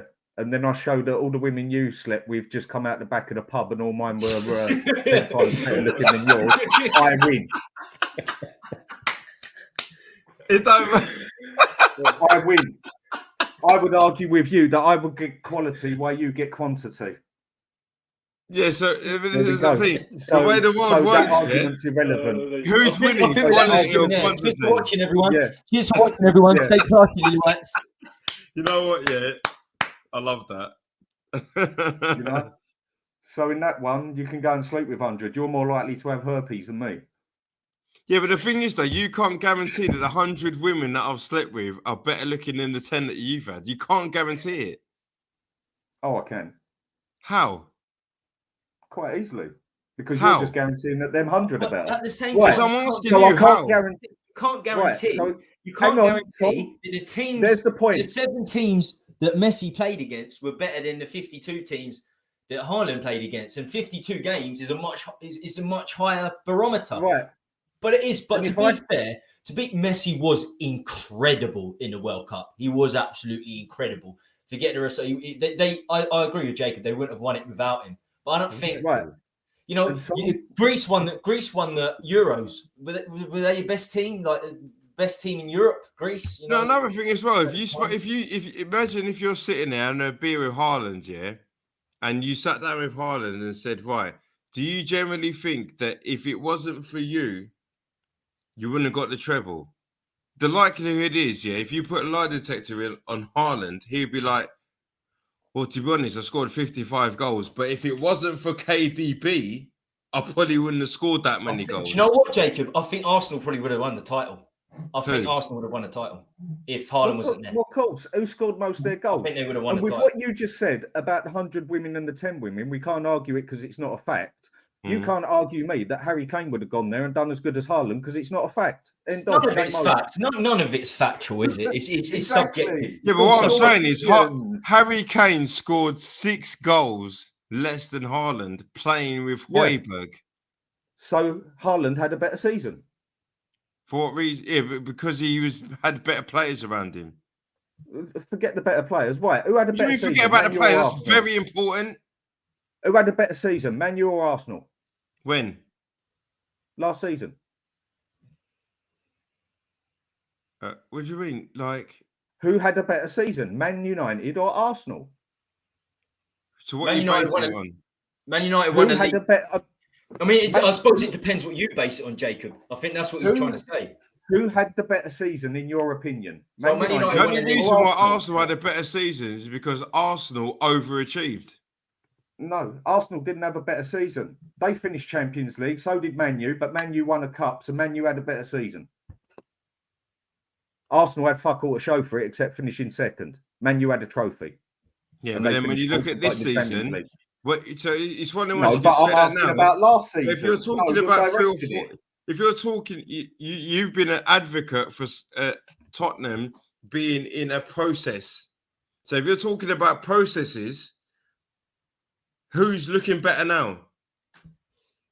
But I wasn't asking now. I was asking who had the No, better but last you've season. been an advocate saying that Tottenham need to process and go forward. Yeah. So if Yeah. Man United had a better season than Arsenal based They off did. cups, Yeah. They your did. They won something. point is invalid because look at Man United and No, Arsenal it's now. Arsenal Yeah, playing but I crap. wasn't talking about now. I wasn't talking about now. So what are you talking about then? I'm talking about who had a better season last season. This season don't come into it, nor does 10 years before then. Well, Last kind of, season, all right, I'll get all right, then cool. I'll answer you. I'll answer it. Yeah. Man United had a better season last season. yes. So what That's what I happened asked. now then? Yeah, but now doesn't matter. I said last season. Of course it does. The present's more important than the past. But I didn't ask anything about the presents or now. I Yeah, asked so last what I'm season. saying is I'm answering your question. I'm saying that I agree with you. Man United had a better season than probably Yeah. everybody apart from Man City and Liverpool. But what did that? How did that help them now? Who Because cares? right now Who cares? they're having a meltdown. I'm not talking about. So what was the But I point didn't of ask them having about- such a good season if they're worse than us now? We had But a yeah, terrible At season. the end of the day, And- who gives a shit? I didn't ask nothing about this season. I asked last season, purely last season. Yeah, And so you what don't I'm know saying my is, seasons. I agree with you. Man U So had a I'm better answering season your last question season. about last season, but now answer my question. What's happening now then? Well, now Arsenal are playing. Yeah, but that's now. I didn't ask about Exactly. So what's more important now or then?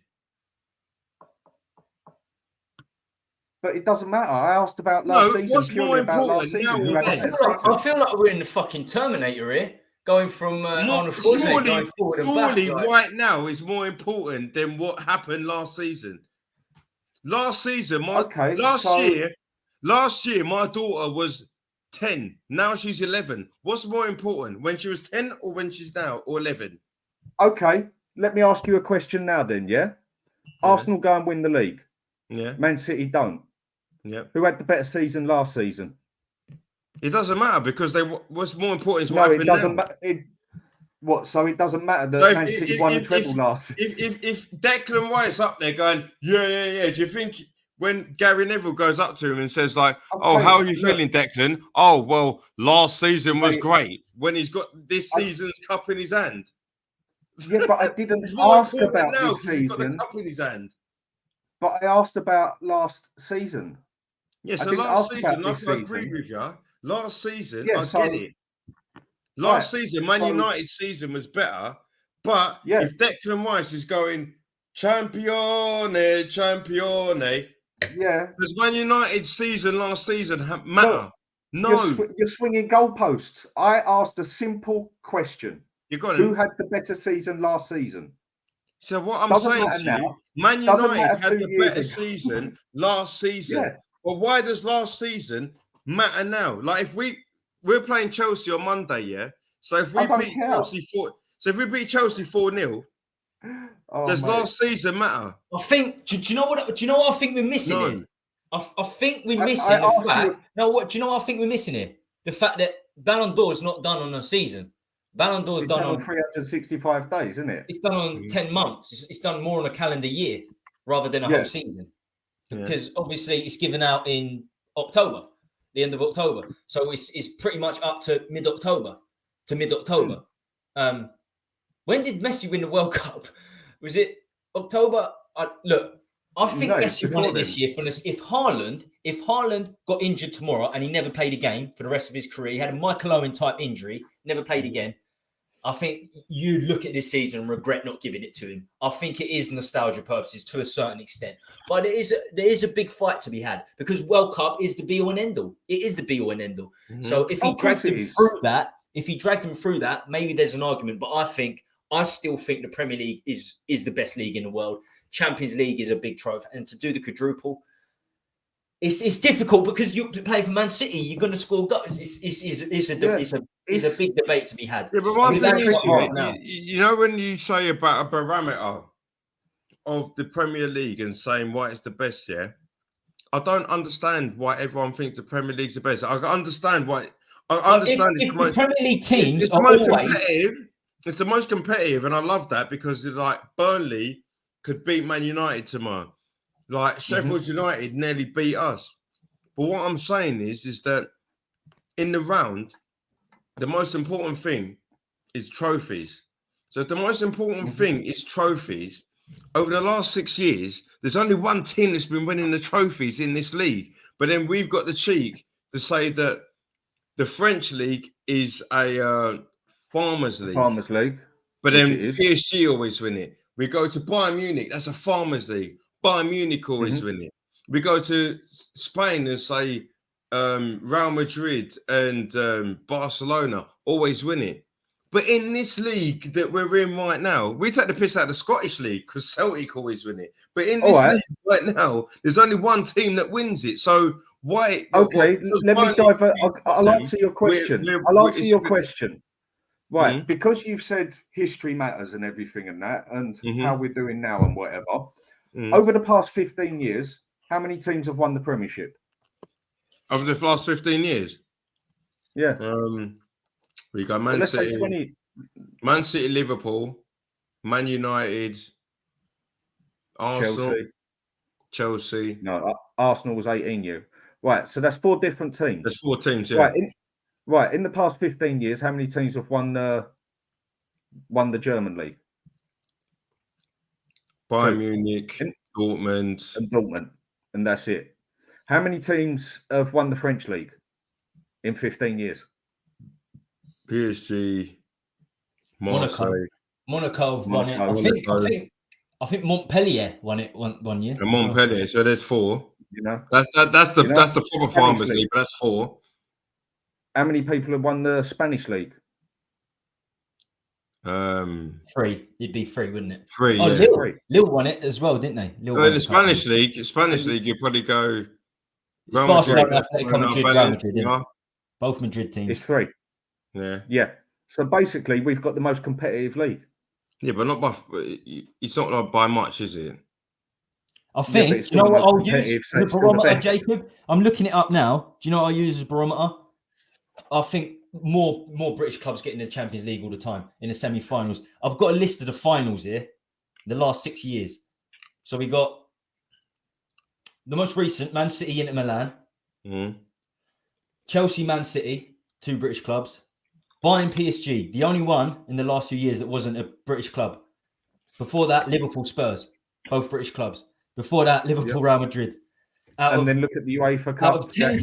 Out of 10 possible teams, 1, 2, 3, 4, 5, 6 are British. In how long? One is Italian, one is Spanish, one is French, and one is German. 6 in British how long? teams. 6 British teams. There's not one other country that has in what span? 6 years.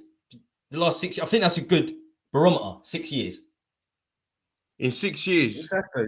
In the last 6 years, Champions League finals, there hasn't been another team outside the Premier League that have been in a final twice. No, but forget the final. In the last 15 years that we're talking about, how many British teams have won it? Well, why are we talking the last 15 years? Surely we'd be talking about the last few years. That's what you guys were talking about. I didn't say about 15 years. It was just an example I gave. It was just an example. That's all it was. What I'm trying to tell you is we have got the best league.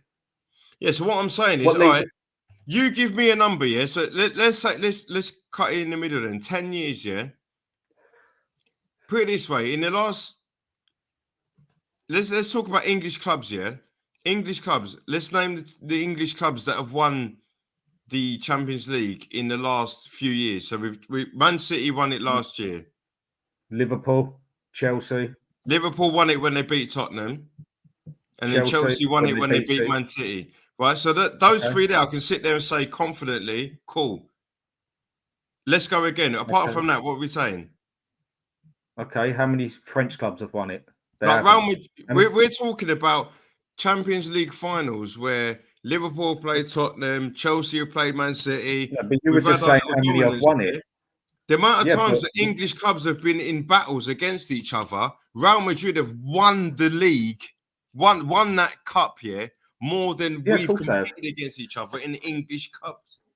But that's not what we are. That's not what we're talking about. What we're saying is how many different English teams have won it? 3. How many different Spanish teams have won it? 2. How many different?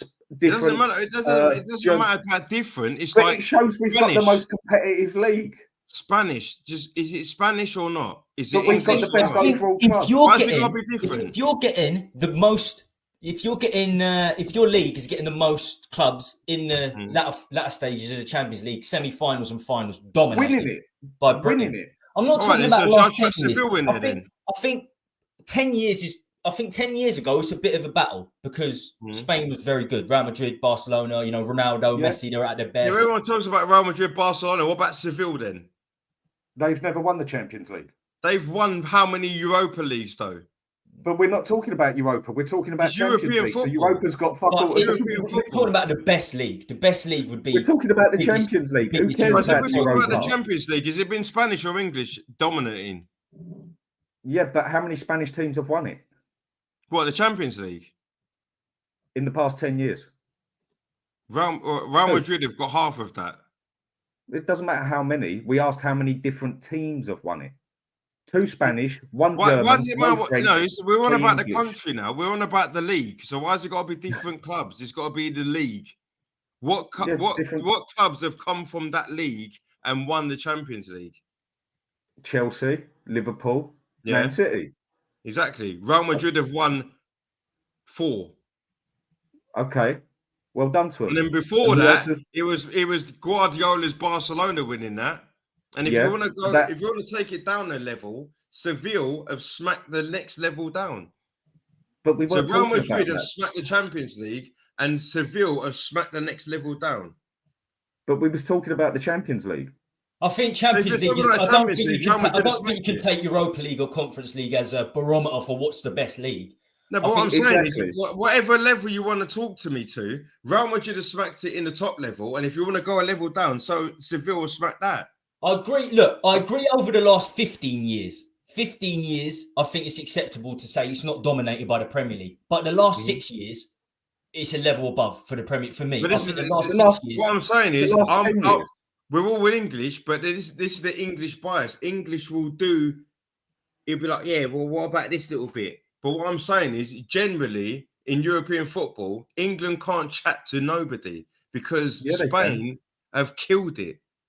No, they haven't. We literally started the stream and we talked about Italian football dominating our childhood.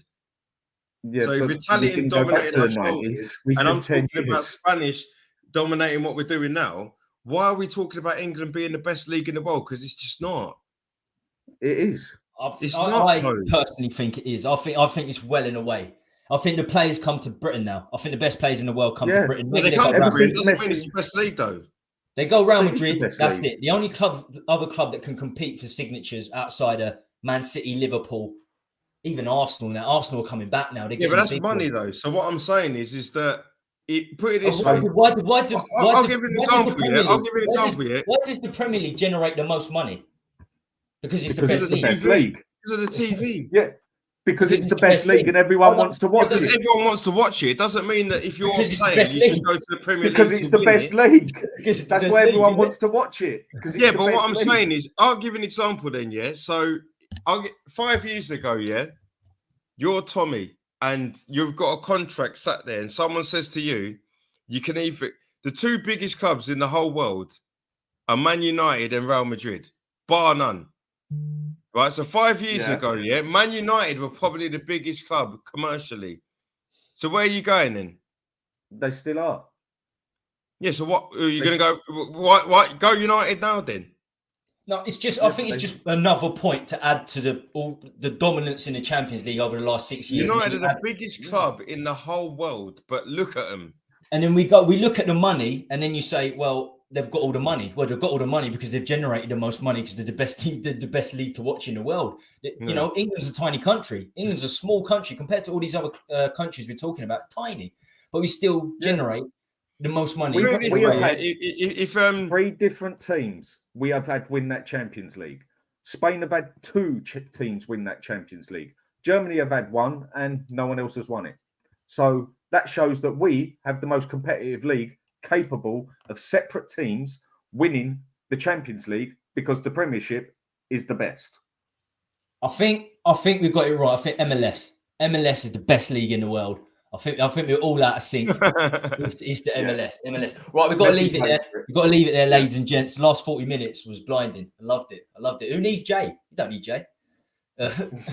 Right. Yeah, we're going to call it a day. Exciting times. Look, we're still sitting at the top of the table. We got Chelsea this Monday That we night. are. Return of Poch. I cannot wait.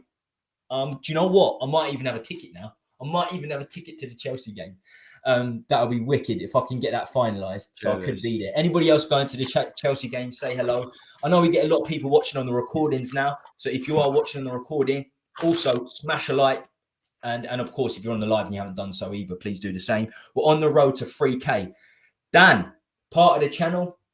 Where can we find you, my friend? Where can we find you? Well, on here most of the time when I'm doing my stuff on here, I'm going to be doing some more stuff in the mornings and that. I just don't really bother with the other stuff like X. I want to see you on else they Twitter, wanna man. I call it. want to see you big on Twitter. I want to see you big on But X. I promise you, I will sort out my Twitter thing. I've got my little account on there and it's just ready to go, basically. But it's just some of that stuff on there and that is just a bit of a jar. We need these battles. We need these battles on Twitter. We need to see Danny on Twitter. Jacob, Oh, you're quite on happy Twitter. for it, mate. You've got your own YouTube channel as well. So tell us what's going on with that, man. Yeah, I'll get on there whenever I do my match reactions. It's Do you know what I it like is? Do you know what it is? You're the same as me. It's whenever Spurs are doing bad, you like because people want to see. It's the most emotional way. yeah, this is it. Yeah, You release the content. You release more content when Spurs do bad. It's just, there's more to talk about. We played Palace the other day and won, and I've released a video and I got about 30 views. But I know full well, that if we got beat by Palace 4-0, all I'd have to do is just stick my tongue out and I'd have got more views. 100%. You know what I mean? 100%. But it's one of those, I just keep it going. It's about consistency, I watch you, I watch Dan, I watch all of you lot, and it's about consistency, really. For me, it's a good venting tool, because for me, it's like whether we win, lose, or draw, me getting my voice out there is just, it helps me out mentally. So if I can get views off it, it's even better. Therapy. That's it, yeah. That's it, man. That's it. Right, so get over to the one up top. Jacob, also on Twitter. Follow him. He will tell you everything he's up to on there. Always a regular on this show. So, yes, stay classy, Lily Whites. Much love. Of course, Dan might be doing a morning show this week. Me and Dan will probably be back Sunday, and I'll do a solo show Thursday. So we've got a couple of shows happening. I'm going from Sunday back. But yeah, Sunday, Thursday, and Saturday even. I think the Aussie boys are coming back. A few personal problems with the chaps, but midday Saturday, the Aussie boys should be here. So yeah, stay subscribed, and you'll see all the content coming up. Much love, everyone. Peace out. Come on, you Spurs.